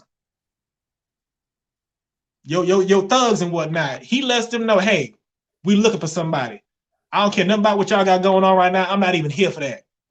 Do you know where this little girl is? He looking up in the house too, like, hey, it is what it is. We found her. She was at a community center just sitting there looking crazy because she looked out of place and she had all her school stuff and whatnot. He went and he found her. So when you talk about the racial issue, you need to police with all type of people, even with black officers. You need to go to the rich side of town. You need to learn how to deal with the Caucasians who got money. You need to learn how to deal with we got an influx of Hispanics. You need to learn how to talk to the essays. You need to learn how to deal with them. You need to learn the cultural differences. Oh, when you go to this house, their culture, they're Indian. You talk to the man. You don't talk to the woman. Okay? He run that house. Unless you got an actual issue with her, you talk to that man and see what's going on first. And then if you got to talk to her, her husband need to be standing right there while you talking to her. You don't take his wife and walk all over there with his wife talking to her. He need to be standing right there while you talking to her. So you need to be diversified in knowing how to deal with folks and where they're coming from, even with Africans. We black, but we ain't African. They actually have culture. I don't know what we got here. I'm not even gonna get into all that. They have a culture. They actually have culture over there, and they have a way of doing things. I know them personally. You talk to the man, period. My wife ain't got nothing to say to you. Yeah, my car got broken into. Yeah, the car is in her name, but you talk to me. That's how they operate. They don't, you got to understand, you got to learn how to maneuver, and then you have some humility. Be willing to learn as well. It's not you kissing up. It's not you being soft, nothing like that. It's not, the woke culture and all that. No, it's just literally different people operate. Older black couple. You talking about a couple that's 70, 80 years old. They didn't come from this generation. That man speaks for his wife. That's the end of that story. Do you feel like now that these dudes have done what they've done to Tyree Nichols, it puts your life in danger and other black cops and black neighborhoods in danger? There's always going to be an inherent risk, but what they did was we no longer have that shield. I'm the black officer. I'm not here to hurt you. That's what the white guys do. I'm not here for that. We no longer have that shield, and that goes back to what I was talking about too, with having to patrol and all the stuff like that. You have to build a rapport with people and communities. I was on a bike unit, riding a bicycle, not a motorcycle, a bicycle around the area. We actually talked to people, associated with people, got to know people, and all that stuff like that. When we got into an area, there was no crime going on. It was disbanded because what? We weren't generating the numbers. We weren't making arrests.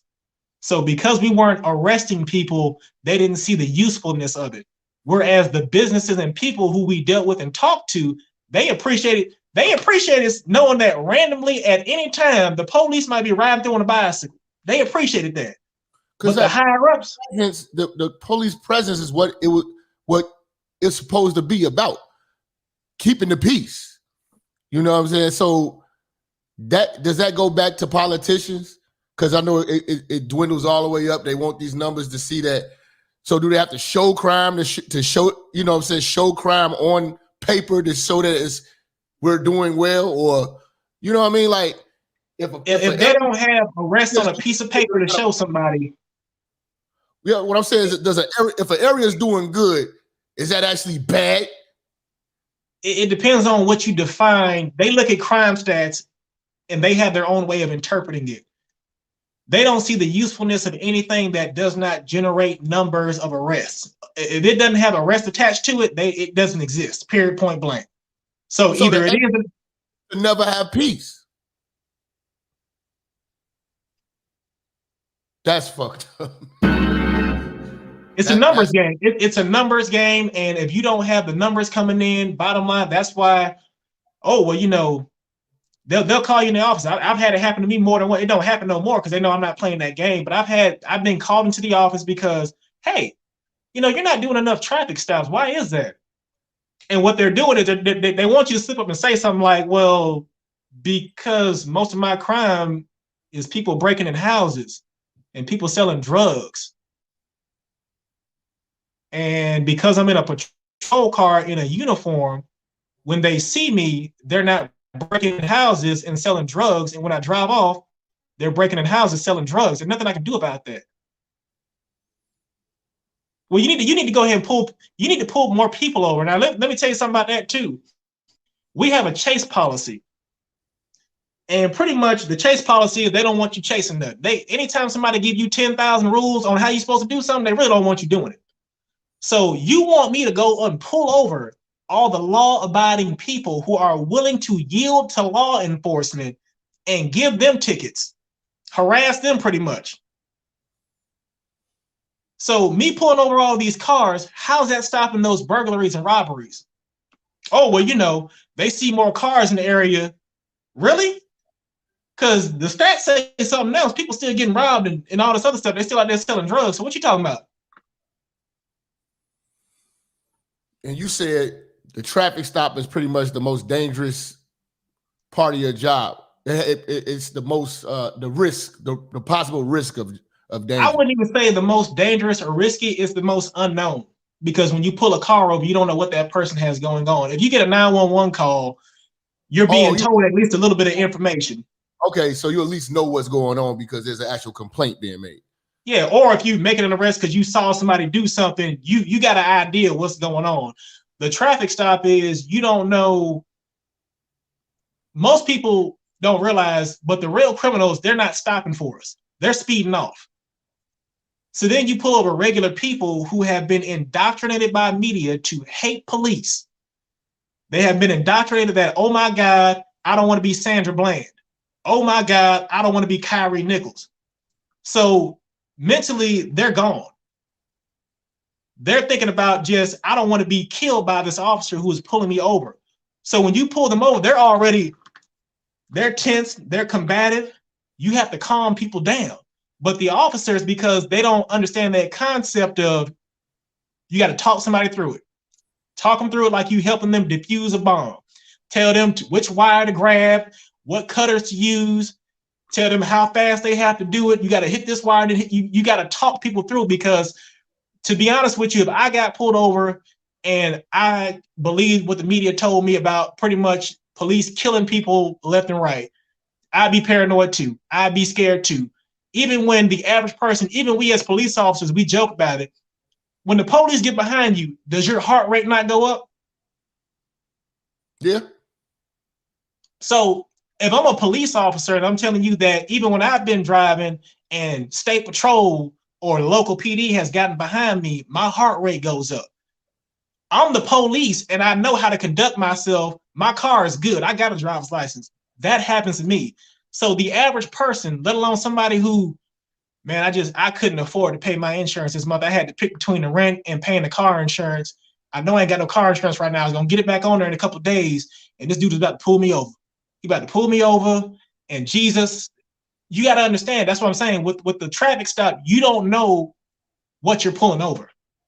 You don't know where somebody's mind is at. You don't know how scared somebody might be. And, some cops, they see it as a cop out of, we're not killing people like that, blah, blah, blah. Well, look at what the media is feeding these folks.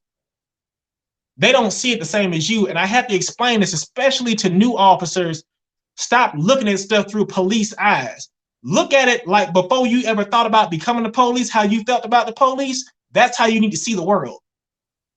Because let's just say you end up having to fight this man or even kill him or something like that. Your supervisor, your higher ups, they're not going to be on the jury. Okay? The chief of police is not going to be the judge. You know who's judging you? The friends and family and the community from which you done kill somebody or beat somebody up. That's who's going to be judging you on this. So you may want to conduct yourself like you got a little bit of Jesus. Just a little bit. When it comes to unholstering your weapon, when is that warranted? Well, I'll tell you this much. With the unholstering the weapon, the way our holster is made, anytime you take that gun out the holster, it automatically cuts on your body camera. Automatically, it starts recording. So first and foremost, anytime you take that gun out the holster, you live, you broadcasting. But as far as when you pull your gun, the only time you're supposed to really be pulling your gun is if the person is armed. If there is a perceived threat, i.e., let's just say we go up to a house, it's a domestic, guys inside the house refusing to open the door. Well, he in his house. He may very well have a gun in there and whatnot. You're not going to catch me behind the 8-ball on this one. No, we're going to jump ahead. Or in a situation where I've been wrestling with somebody, he was reaching in his waistband. I don't know what he's reaching for. Now, it turns out because he is clearly stupid, he was just trying to pull his pants up. But I don't know what you're reaching for, bro. So after we got him up and dusted him off and whatnot, you know, I put my gun back in the holster because if I'm wrestling with you and you're reaching in your waistband, I don't know what you're reaching for. So I just put one hand on him and went ahead and took my gun out and pressed it up against his spine. I don't know what you're doing. Nah, man, I'm just trying to pull my pants up. Really? Do you think now is the time for that? For you to be worried about whether or not you put on a belt? Really? Put that up, cuff him up real quick. You don't pull your gun out unless you perceive a deadly threat. Is there it's kind of hard to say this without saying this, but is there an intelligent way, or okay, is there an intelligent way, or is it even intelligent to actually profile people? It doesn't matter what aspect of life you're talking about. We all profile people. Just in policing, it's looked at differently. If you own a business and you're trying to hire somebody and they come in there looking all crazy, you're profiling. We don't simply just judge people just because of their race. There is a certain amount of profiling that does happen in policing, though. Period, point blank. It is what it is. The issue, so I actually had to bring this up with somebody. I actually got into it with a supervisor over this one, so we'll explain this one. Just because they young, black, and don't want to comb their hair and wear their pants around their waist does not mean they're about that life. You're dealing with culture issues. You're dealing with fashion issues. You're dealing with some people who just, that's who they are. So you can't sit there and just judge people. You can use some common sense. I look for behavior. I'm not looking at how you look, because I've had plenty of Caucasians with a stack of cash in their pocket go into the Kroger and steal something. So I'm not looking at necessarily how you look. I'm looking at behaviors. I've had a homeless man who walked in a store and he's stolen from that store before. He even had a criminal trespass against him not to be in there. But he came in there because what? He had finally got a job and now he could buy something out that store. Because he looked at me, I looked at him. I was like, now you know you ain't supposed to be up in here. I got some money now. You ain't even supposed to be here, but you know what? Celebrate, brother. Go on and get what you gonna get, man. I'm glad that you actually got a job, you got it together. I'm looking at behaviors. That goes back into your upbringing.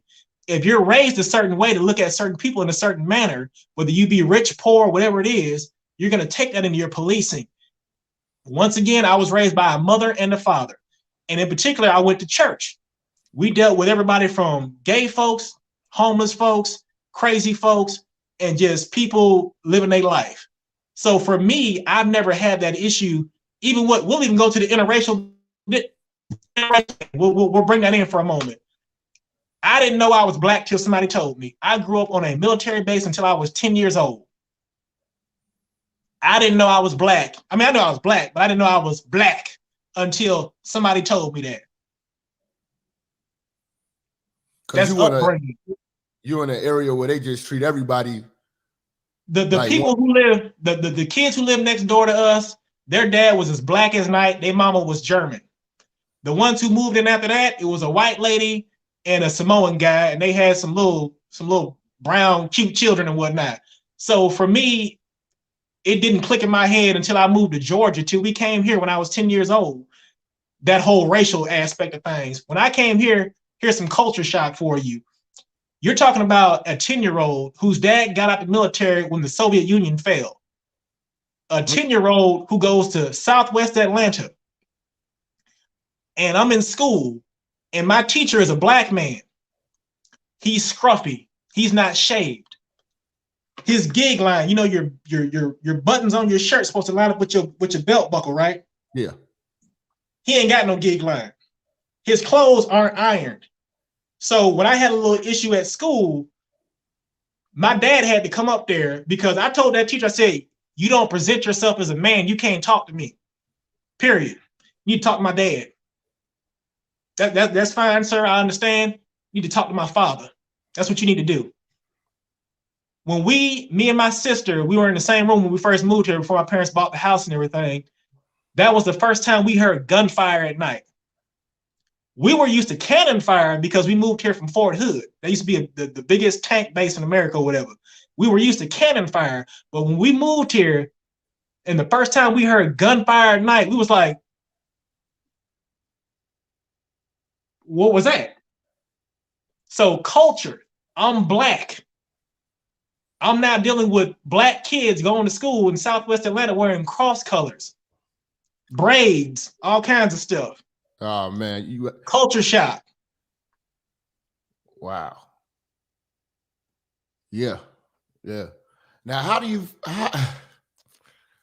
Another difficult question. Let's see, when I finally get to talk to a guy, I always gotta ask you feel as though your hardest people to deal with are male or female as far as in our culture when it comes to like when you get a call?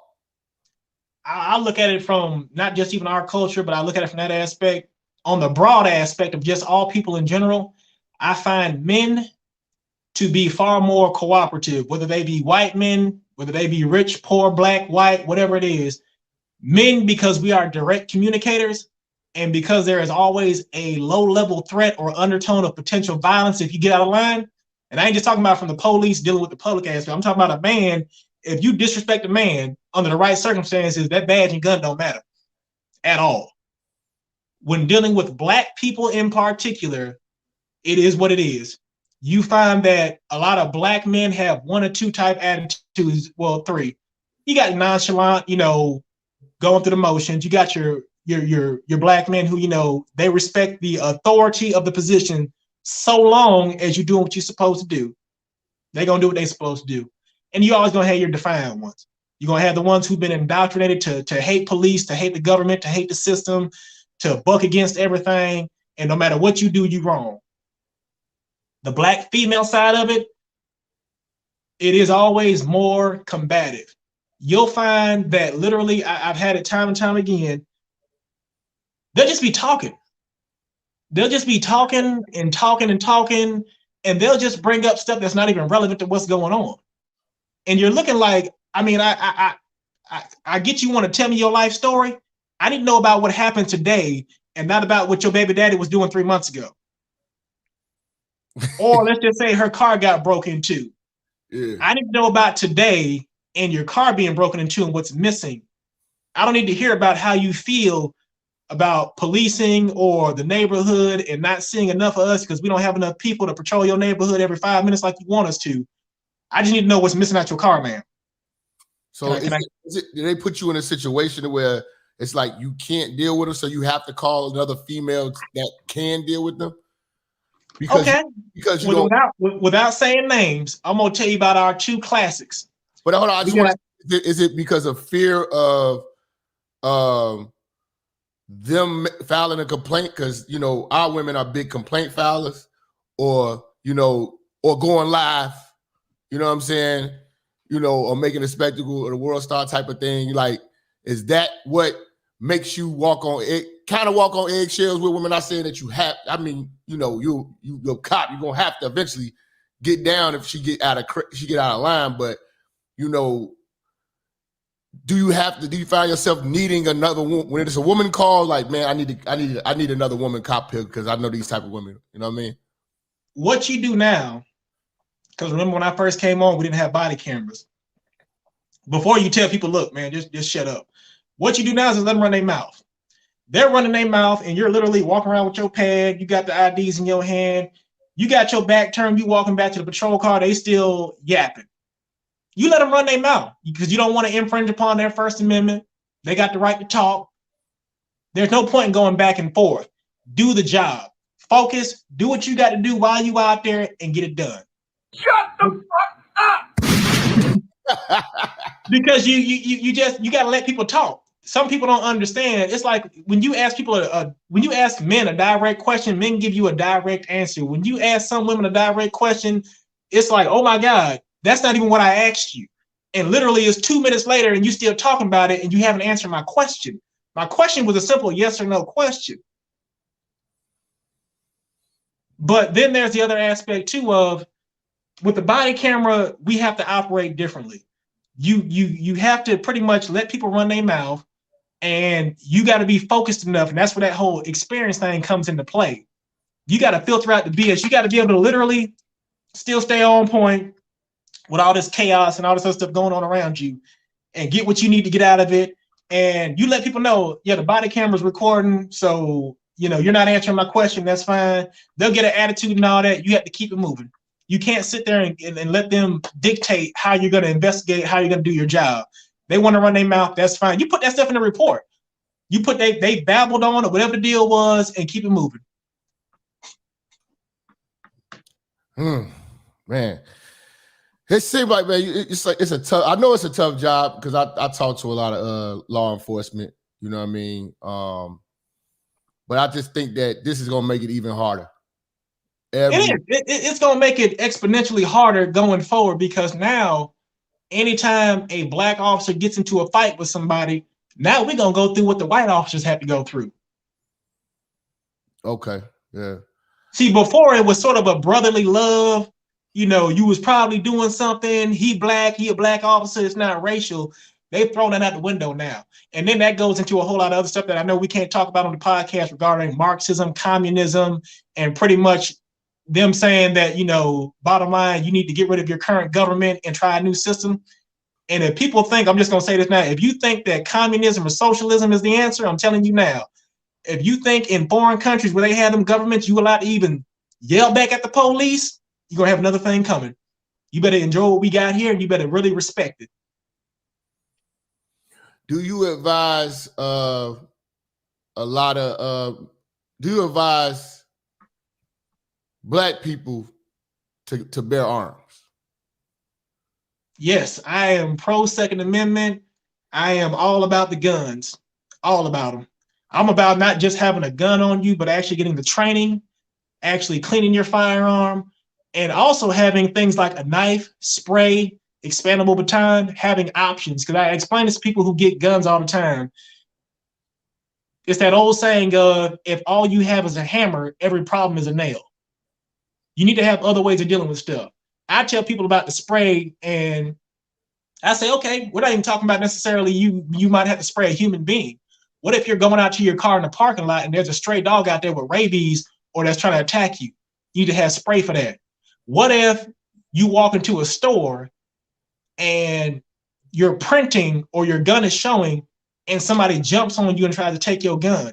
You should have a knife so that way you can go ahead and start cutting and carving their arm off if they try to take that gun from you. Because sometimes people will get up on you, and we've seen videos of it online. There's one video of a lady, she's in like a gas station, and a dude walks up behind her in the gas station, rushes her, takes her gun. It is what it is. So I encourage people to not only have a gun, but get training, but also have other ways to deal with a problem. I don't care if you go get a pair of brass knuckles, get some spray, get an expandable baton, get a knife. Don't just have a gun to deal with a situation. You don't want to have to pull a gun out every time you got something to deal with. You're in an area where something crazy is going on. You can walk around with a expandable baton in your hand, not expanded. How do you think? I remember we talked on the phone earlier, and you was talking about the difference between people taking policing as a job and versus a career. How do you think that we as a community and just society as a whole can weed those people out?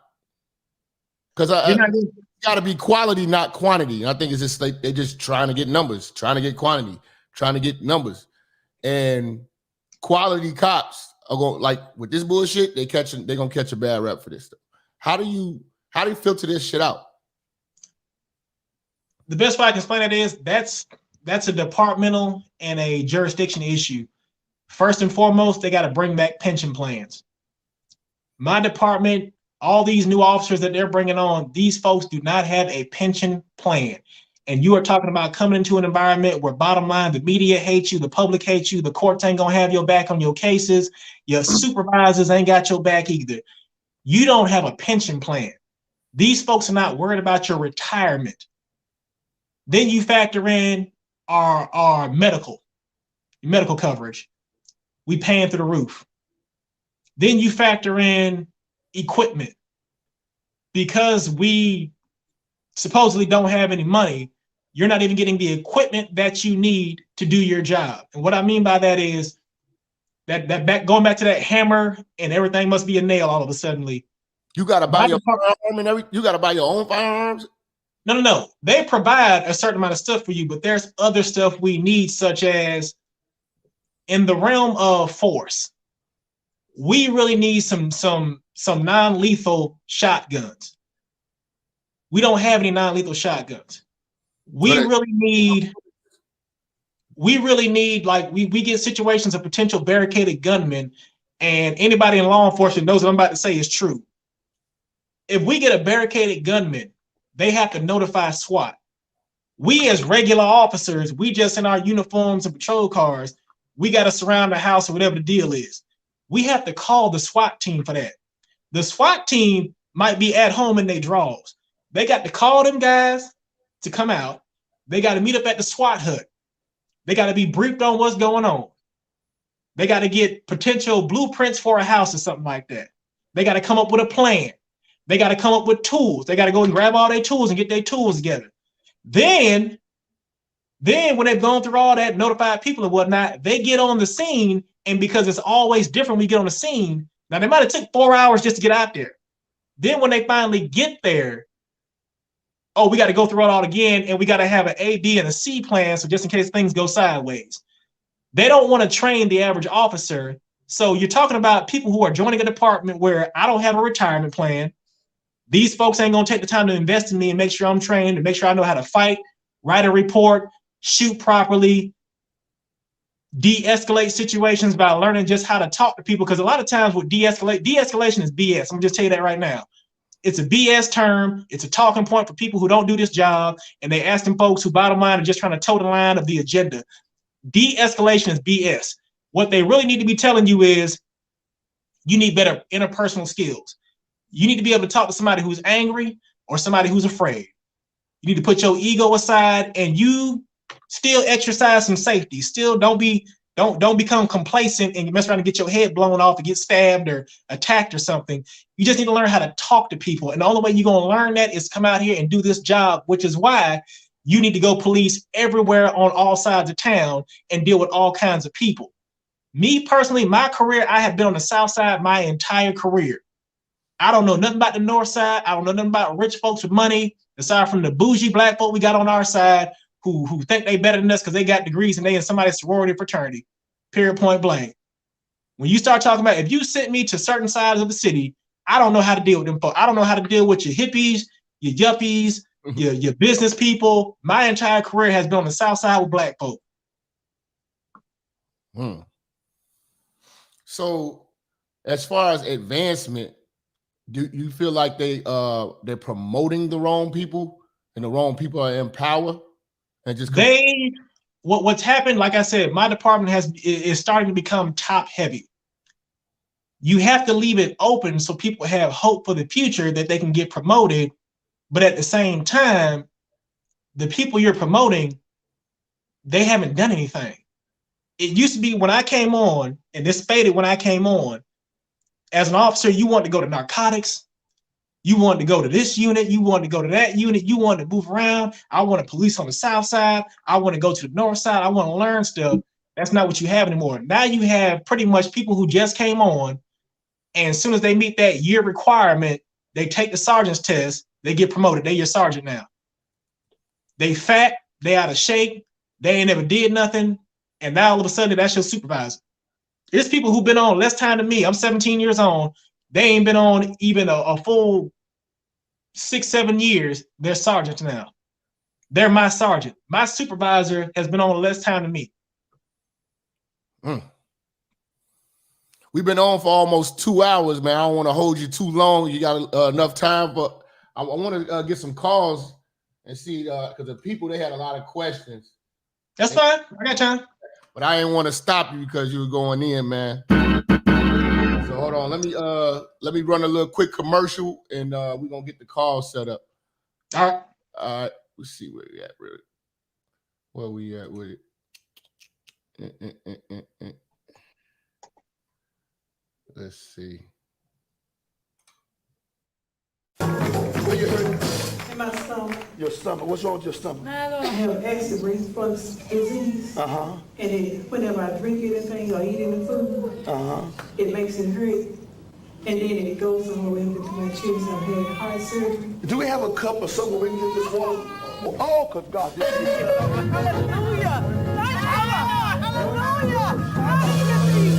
God just healed you. Shanda Baba. Thank you, Jesus. Shanda Baba. Handa Baba. God just healed you. God just worked a miracle. Somebody put those hands together and give God some praise. Come on, praise. Come on, give me some praise. The pain is gone. The pain is gone. The pain is gone. It was hurting real bad before I came up here. But now all the pain is gone. And you've been suffering for how long now? For about 6 years. About 6 years. And you say you have more problems when you drink or when you eat. When I drink or eat, sometimes when I don't eat, we drink or eat. But you're hurting already, but that pain is gone. It's gone. Now I want you to drink that whole cup of water right there, the whole glass of water. I want you to drink it all. Shababa. Thank you, Jesus. Shababa.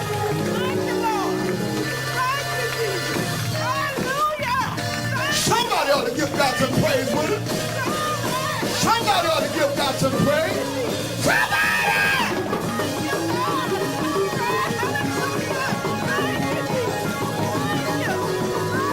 Oh, tell me how the stomach feel now. Feel real good. Hallelujah. Drink that whole glass of water and you feel how. Oh, thank you, Lord. Say to God, this thing is real. God is still healing. God is still delivering. God is still working. Well, you heard it. All right, we are live in the church, one-on-one. My man, Officer Cersei, man.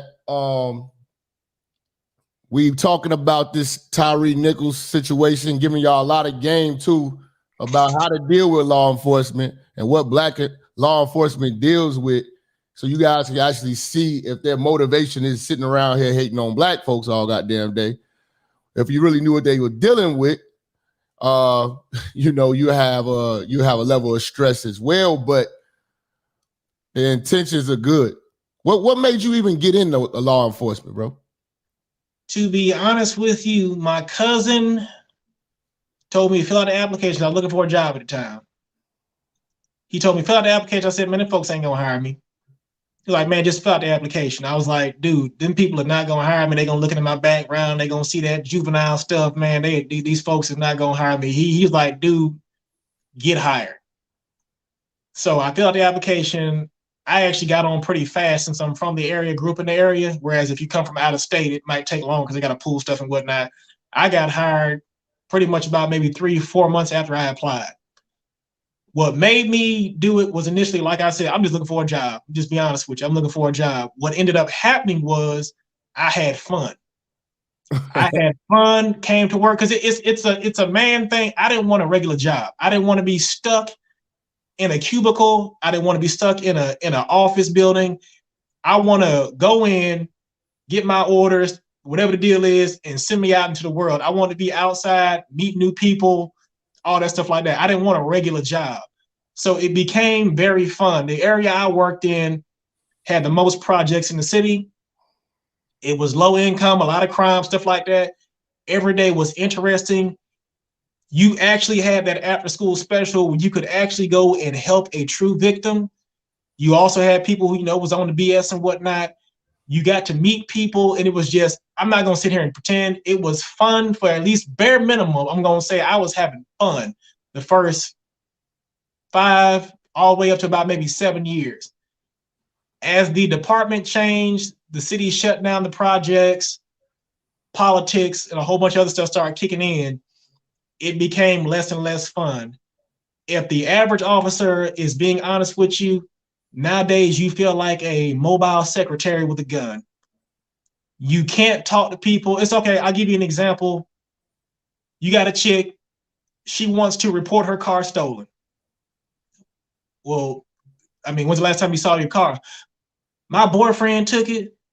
This dude ain't got no job. He ain't got no, all he do is play video games, take her to work, drop her off, and pick somebody else up. You could talk to people freely in that he dicking you down, ain't he? That shit good, ain't it? But you mad he done took the car and he ain't came back and he ain't answering his phone. Do you really want to report this car stolen, or you wanna wait till morning, see if he gonna come back in and don't shoot him and stab him when he come in the door, okay? You can't do that anymore. You can't be personable with people. You can't talk to folk like you'd want to be talked to. You find yourself acting like a robot now. Even like I said, with the people talking trash and whatnot, you just stand there. You walk around, you do what you gotta do, and you get on. There's no longer a human element to policing.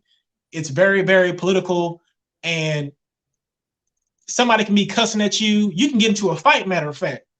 You can get into a fight and you cuss at the person who you're fighting with and trying to get in cuffs. They bring that up now.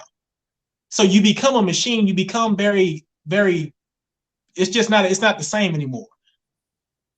Gotcha. I got some people on the line. If you guys want to call in, feel free, 563-999-3641. Let's see. 240, who we got?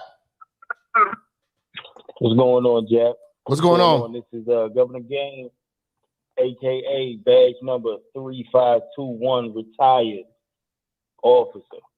How y'all doing this evening? All right. You can hear him, bro? I want to call in, and I just wanted to, say that I appreciate this officer coming in, speaking the truth about Black law enforcement. I joined the police department 2010 and did 10 years, 6 years narcotics, undercover work. I mean, what's going on in Memphis? Yeah, it's bad. It just sum it up, it's bad. Because that's not what I joined the police department to do. I didn't have any, use of force issues with the police department. I actually got out of law enforcement because I kind of saw this trend turning. The guys, getting into these specialized units, not having a lot of training, not having a lot of street smarts, and just abusing their power. And I mean, I still have friends on the police department, and I ain't gonna lie, I'm worried for them. Yeah, man. That's the same thing bro was saying. It's the lack of training with these specialized, tactical forces units. You know what I mean? And that's one thing that people are not going to be saying on media is that these guys should not have been doing that type of job anyway. I mean, but those squads, they're not citywide. They're stationed. So like whatever their patrol area is, they're not a slave to the radio. So they just get to do suppression stops and things like that.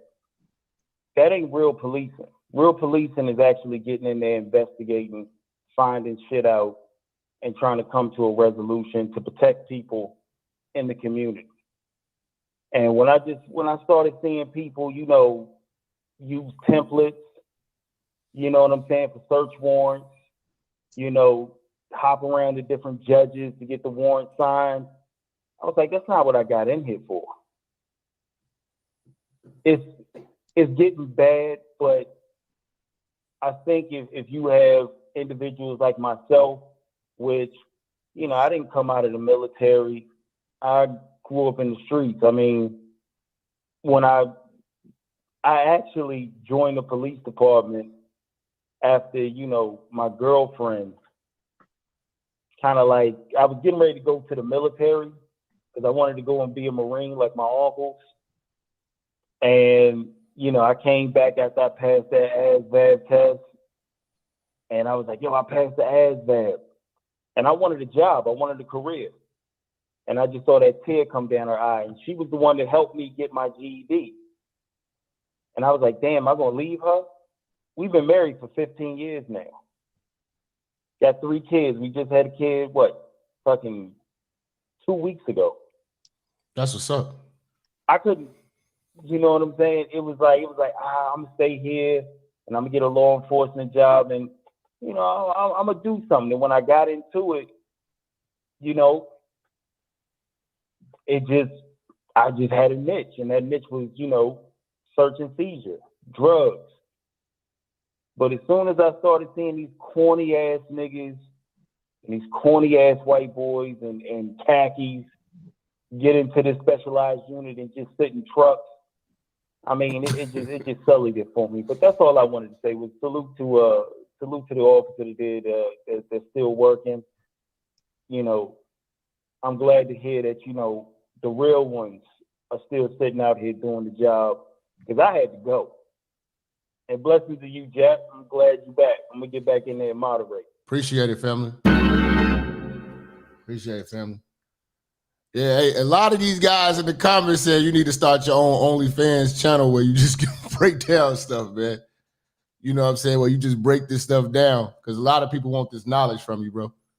But even listening to him, I had to listen because I thought it was somebody I knew for a second. But I know a lot of officers who were pretty much near retirement around 2020, and they just left. They went ahead and retired early. I know even before that, and even now, we got a lot of people who are just leaving because they see the landscape that this thing has morphed into. It is ugly.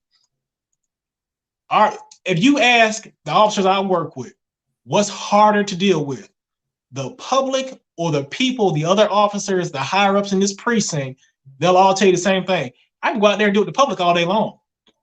Y'all who I got a problem with.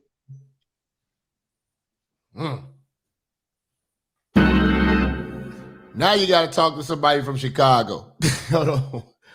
773, man. Who we got on the line? 30 folks in the building, man. What's good, dirty folks? You know what, man? I hear y'all testimony and I understand what's going on. I just want to say this, bro. Police had a 5-year gap, but they was aight. You know what I mean? Like growing up in the 90s, I really couldn't stand the police because honestly, they just dumb human beings. Like I got cousins that's police that cannot read. They 7th grade kids had to do their open test for them, and they just passed the physical exam. And they were always trying. Let's be honest, bro. And they will always try to attack a young player, Ham, over a bitch. Like they the most sugar dick niggas ever. You know what I'm saying? Because, man, look, one thing for sure, 2 things for certain. He in the service. He know what I'm talking about. All them police bitches is freak hoes, right? So I used to go to these police parties, and they had like cake shaped like dicks with whipped cream as the nut and all type of goofy ass shit. And there's bottles and everything, and a bitch, I'm shooting my shot, and nigga want to fuck the bitch. They like, nigga, and I'm like, yo, we can all edit this bitch out.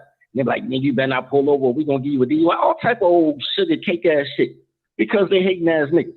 Now, with that being said, between the times like, and I've told police officers this before because I'm a Chicago nigga, I've never been afraid to be killed by the police ever in my life, even to this day.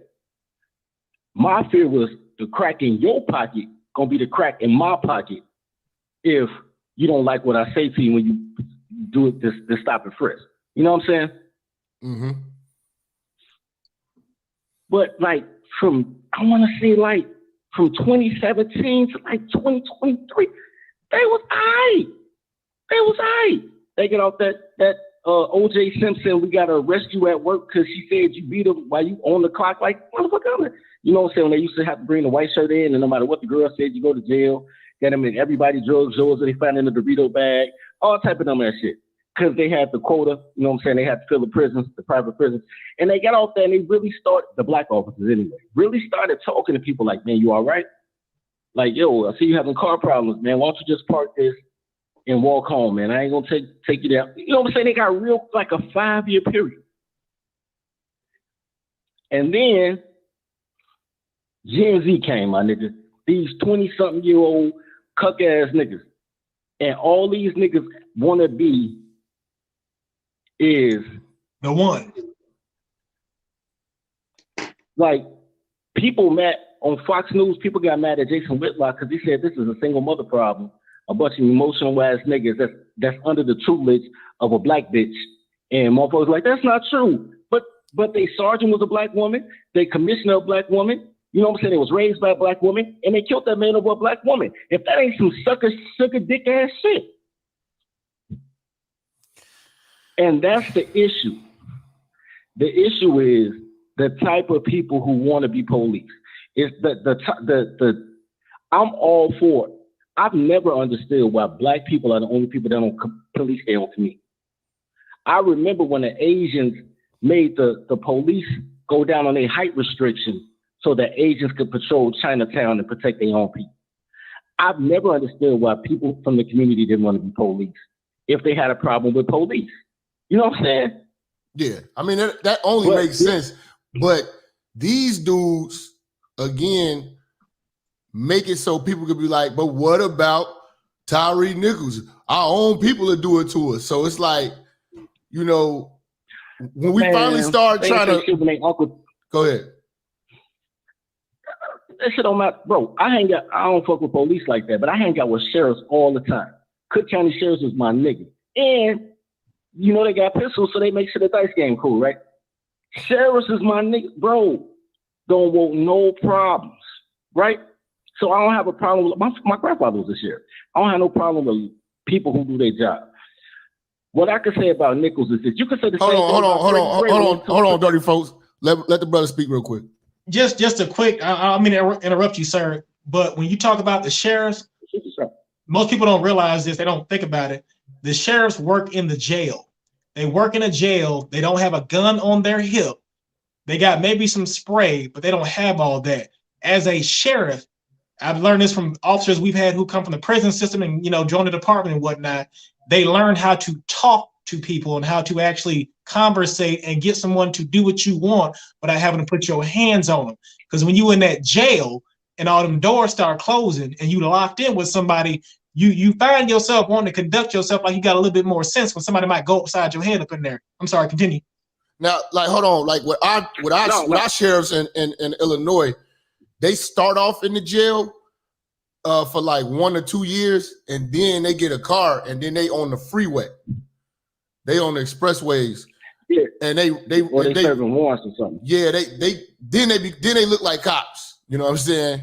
They got bulletproof vests on, they got guns on them and everything like that, and they can pull you over and search you. But that's when they on the expressway. I don't know if that's like that in Atlanta. But the sheriff. Okay, here's the thing, and this is why I try to tell my brothers all the time. The sheriffs are the law. Police are law enforcement. Police have to transfer you to the custody of the sheriffs so that you're under the prefix of the law.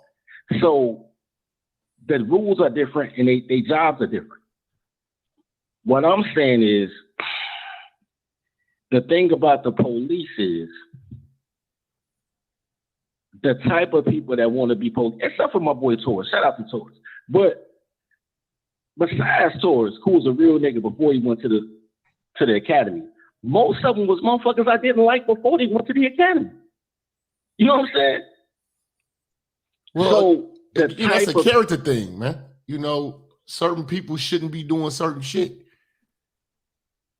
You know, and that's when the psychic evaluation comes in. It's a lot of shit. Like if you're saying you're cutting corners to get all of these people to be cops, this is the results of cutting corners and defunding the police.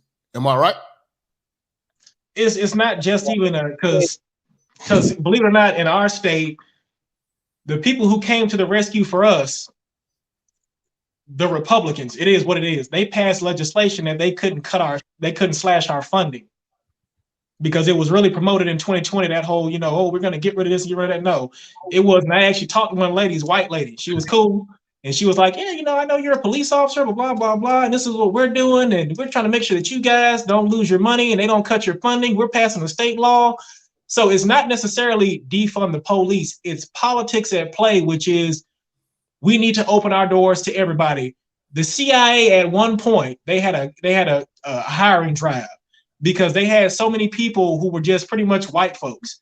They didn't have any people of color at one point. You might remember it. You saw the commercials on TV. They were looking to hire anybody who wasn't white because all they had was a bunch of white folk. So anytime you start lowering the standard or you feel like you have to diversify and get certain people in, you do what you have to do to get them in. And if that means lowering the standard, that's what you do. Same thing in the military. You look at special forces, stuff like that. They're trying to get women to do those jobs. Men can't do them. The men who do that are extraordinary men. You're talking about men who put 120 pounds on their back and they get it for the next 10, 15 miles and go 3 and 4 days without sleep. These are gangsters for real. The toughest motherfuckers on the planet. Everybody ain't built for it. That's my point. You brought me to my transition. Now I'm gonna get out because I know what people want to talk. Check this out. That's my point though, bro. Women should never be. Here's the thing about what they do to black cities. Because women fuck up everything they touch. First they fuck up the family, then they fuck up the community. Then for somehow they become police chiefs and DAs and fucking shit. And then they fuck up whole cities as mayors. Stay away from cities as like mayors, right? So when I look at this, think about what they do to poor kids. I'm not gonna just say black kids because black ain't up a trailer park with a tank. Look at what they do to poor kids. They put women in positions of authority to cater you to believing in women of authority. So think about this, because you're a male police officer, and I heard your testimony, and you're right to a certain extent. So check this out. From birth through 10 years old, all your teachers, babysitters, daycare providers are women. Now they trying to put women as preachers, and all of them have sanctified pussy somehow. Then they have women in law enforcement. They have women in political authority, and now you're saying women as women. Those same dudes who are raised by women to disrespect men and disrespect authority, because that's what it is. They just don't have a respect for authority, system, structure, or infrastructure. So those people who are raised to disrespect authority, they have challenged you because you black and they like they a man too because they can't listen to a man. But a female officer, they'll get in line. And these are the dumbest bitches on God's green earth, my nigga. You know what I'm saying? Well, as far as the woman aspect goes, we got some good women. However, what takes away from the ones who are good, the ones who are bad, the ones who they ain't made for this, but they got quotas to meet. Mm-hmm. It makes it look bad when you have a female officer who hasn't been on long and she gets a cushy position. And everybody knows she wanted that position. I've wanted things in my career, and bottom line, it was snatched from me. It was back to the streets, back to the beat. I know a bitch that was on. Nah, bro. I know a bitch that was on service 23 years. All she did was use her position to set up her boyfriends after she break up with them. Look, bitches, the toddler's gonna toddle, man. I'm saying, okay, here's the thing. Bad police women, bad police officers, but especially women, bad police officers are like incels and fat bitches on social media. It's not that many of them, but they so fucking loud. Right? They gotta do shit. And that's the problem. They don't know shit. They just do shit. So now you got these boys in Memphis. They don't know shit. They just do shit. And they riding for their homies. They gangbanging properly. But for the wrong shit, they not gangbanging over money. They not gangbanging over their job. They not gangbanging over principle. They gangbanging over a bitch. All right, last words, dirty folks. We got some other people coming up in here, man. Man, I'm gonna let everybody else slide, man. Peace to the church, peace to the chat, man. Appreciate you having me on. All right, blessings, bro.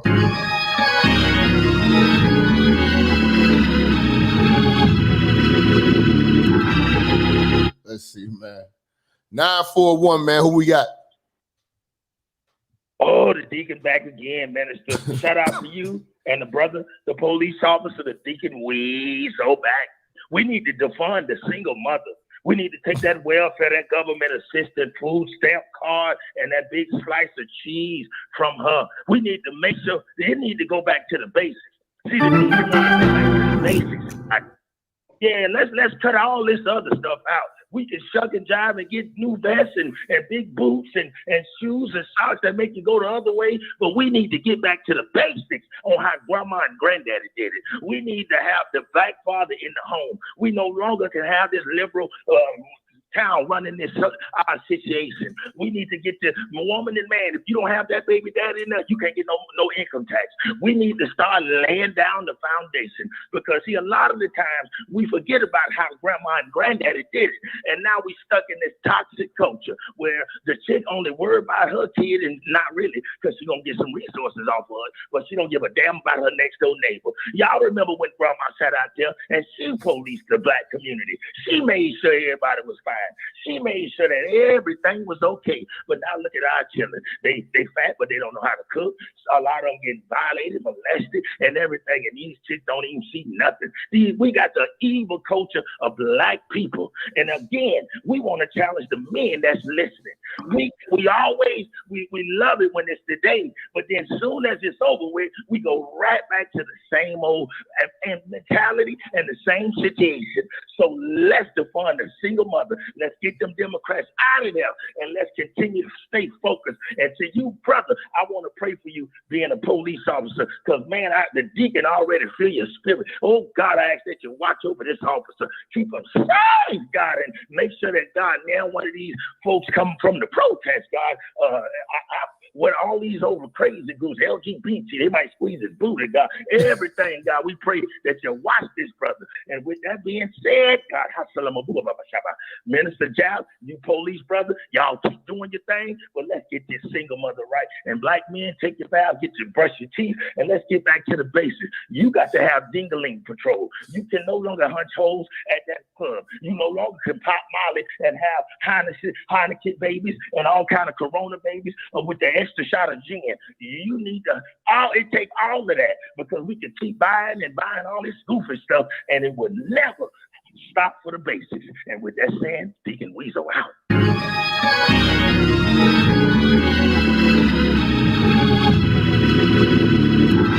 We gonna end it with that one, man. My brother Weasel is crazy, man. But man, I appreciate you coming on, man, and really lacing us up with some real game and just giving us a look at, you know, what you deal with in the work that you do, what we're about to be seeing, and what you're about to be embarking on. You know, we definitely pray for you. Hopefully, you know, you don't have to go through no BS based off of what these brothers done. Any last words you got to say to the people about just black men and black people being on the police force, and just talk to the community? Just comply, so long as, you know, they're not throwing a kilo of cocaine in your back seat and about to charge you with it or trying to violate you in some way physically. Just comply. Most departments require that the officer have the body camera on. I know my department, the first infraction for not having your body camera on during a interaction officially and whatnot, you look at that 15-day suspension. The second infraction, you're fired. So knowing that police are supposed to have, now I know some departments don't have body cameras, so that kind of complicates things. But as far as if you see an officer with a body camera on, just look at that body camera. Okay, he got a body camera. As long as I act like I got some home training, I'm going to be fine. I can go make a complaint later on. I can take this to court. I can sue. I can do all these things later on. I'm not holding court on the street, because bottom line, if it gets ugly and his backup shows up, they're going to be in his corner, not in mine. It's just not that day. This is America. Even if I get locked up and go to jail, I ain't did nothing crazy. So there's bail. You don't want a public defender, but you can get you a lawyer, you know. So it's just, don't let your ego, even though he's got him having an ego trip, don't let your ego escalate the situation and make it worse. Everybody out here who is policing is not trying to harass you. Yes, we got some people trying to meet an unofficial quota and get some numbers and lock somebody up and get a ticket, but everybody is not about that life. And just understand, some of us are still decent. Some of us are actually, you know, we understand what you're thinking as far as just police interaction. We understand the mindset of, man, they did this to this guy. What if I get pulled over? Everybody is not like that. Any group of people, any profession, you can find a doctor who done did some crazy stuff, a dentist who done did something crazy, a lawyer who wasn't worth nothing.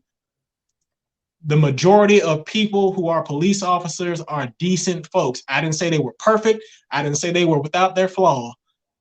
But they're not going to do some of this crazy stuff that gets highlighted in the media. Because right now, you think about every black officer in Memphis right now and what they're going to have to deal with going forward from this day forward for the rest of their career. This right here, it may die down on a national level because it wasn't racial, it wasn't white officers. On a Memphis level, on a Tennessee level, they got to deal with this. Man, I certainly appreciate you coming on, man. Appreciate you reaching out to me, man. This was actually, Church, this was actually this brother's idea. You know, I was working on something else, and I was like, man, we got to do it, man. We got to do it, man. So I'm glad that you've been following me for as long as you've been following me. And, you know, you reached out, and, man, we made it happen, man. Definitely appreciate you, man. And you're always welcome to come back, man. If, you know, we want to speak from the law enforcement aspect or any other things that may pop up in the media that we need to address as a community, man. But we're going to get up out of here, man. I appreciate you coming through, bro.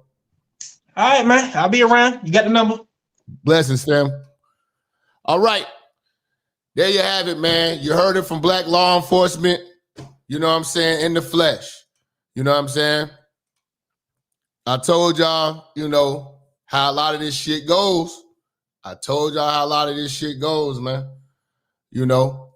But y'all follow me on Truth Social, Minister Jap on Truth Social. Follow me on Instagram, Minister Jap Church on Instagram. Don't follow that Minister Jap Network page because it's about to get shut down. Keep trying to tell y'all. Minister Jap, at the Minister Jap on Twitter, Minister Jap Church, Minister Jap Network, and Minister Jap page on Facebook.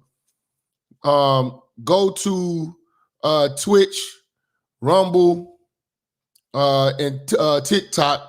Minister Jap on all three of those. MinisterJap.com for all Minister Jap merchandise. You know what I'm saying? Hoodies, T-shirts, etc. And you can even send me an email. I got the email directly. This brother, he emailed me from the Minister Jap website right after we did that show, and we went ahead and set this up. So if anybody else want to come on, baby mamas, strippers, you know, repeat offenders of baby daddyhood want to come on and tell your motherfucking story and testimony, maybe you can save some of these young niggas, man, from this bullshit. Feel free to hit me, man. We can possibly set something up. Last but not least, go over to Patreon. Today's earlier version of the Tyree Nichols video was too spicy for YouTube, so it is only available on Patreon. So go over to Patreon now, become a member, patreon.com/TheMinisterJap. I appreciate all of the support from my supporters. We had a few people come in on the Cash App too. J. Tahir Abdul Sharif Shakir, $10. Mariam with the $10. Terrence with the $2. Myron with the $5. And Najee with the 25p.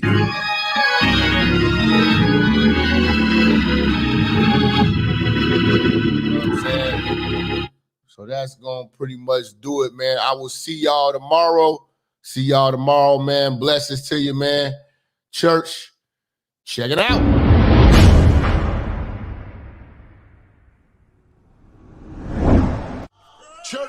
Church, check in. It's your boy, Minister Jap. To view the rest of this exclusive content, you gotta go over to my new channel, Minister Jap Church. The link is in the description. Again, go to my new channel right now. Subscribe, like, share, subscribe. The new channel, Minister Jap Church. Peace.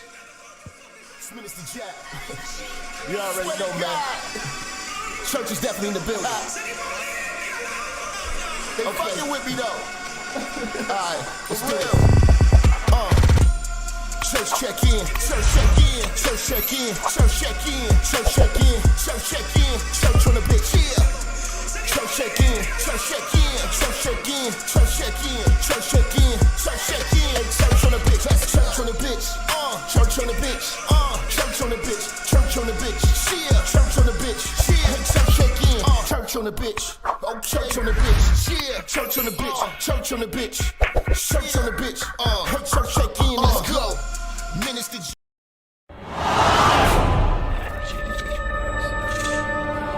Minister Jap, I'm talking to you, nigga. Yeah, I got a kid. I got 2 daughters and a son. Yeah, man. Black women are bad mothers. And that's why you having a baby by the motherfuckers you had a baby with is your fault. That's why you being a single mother is your fucking fault. That's why being a baby daddy ass nigga is your fault. Live from the church. Church check in. It's Minister Jap. Black women, they're some of the most worst bitches on with money, but yet they're still taking trips and they look fly doing. They are the flyest broken bitches you're gonna ever deal with. On Minister Jap TV. Church check in, man. Church check in.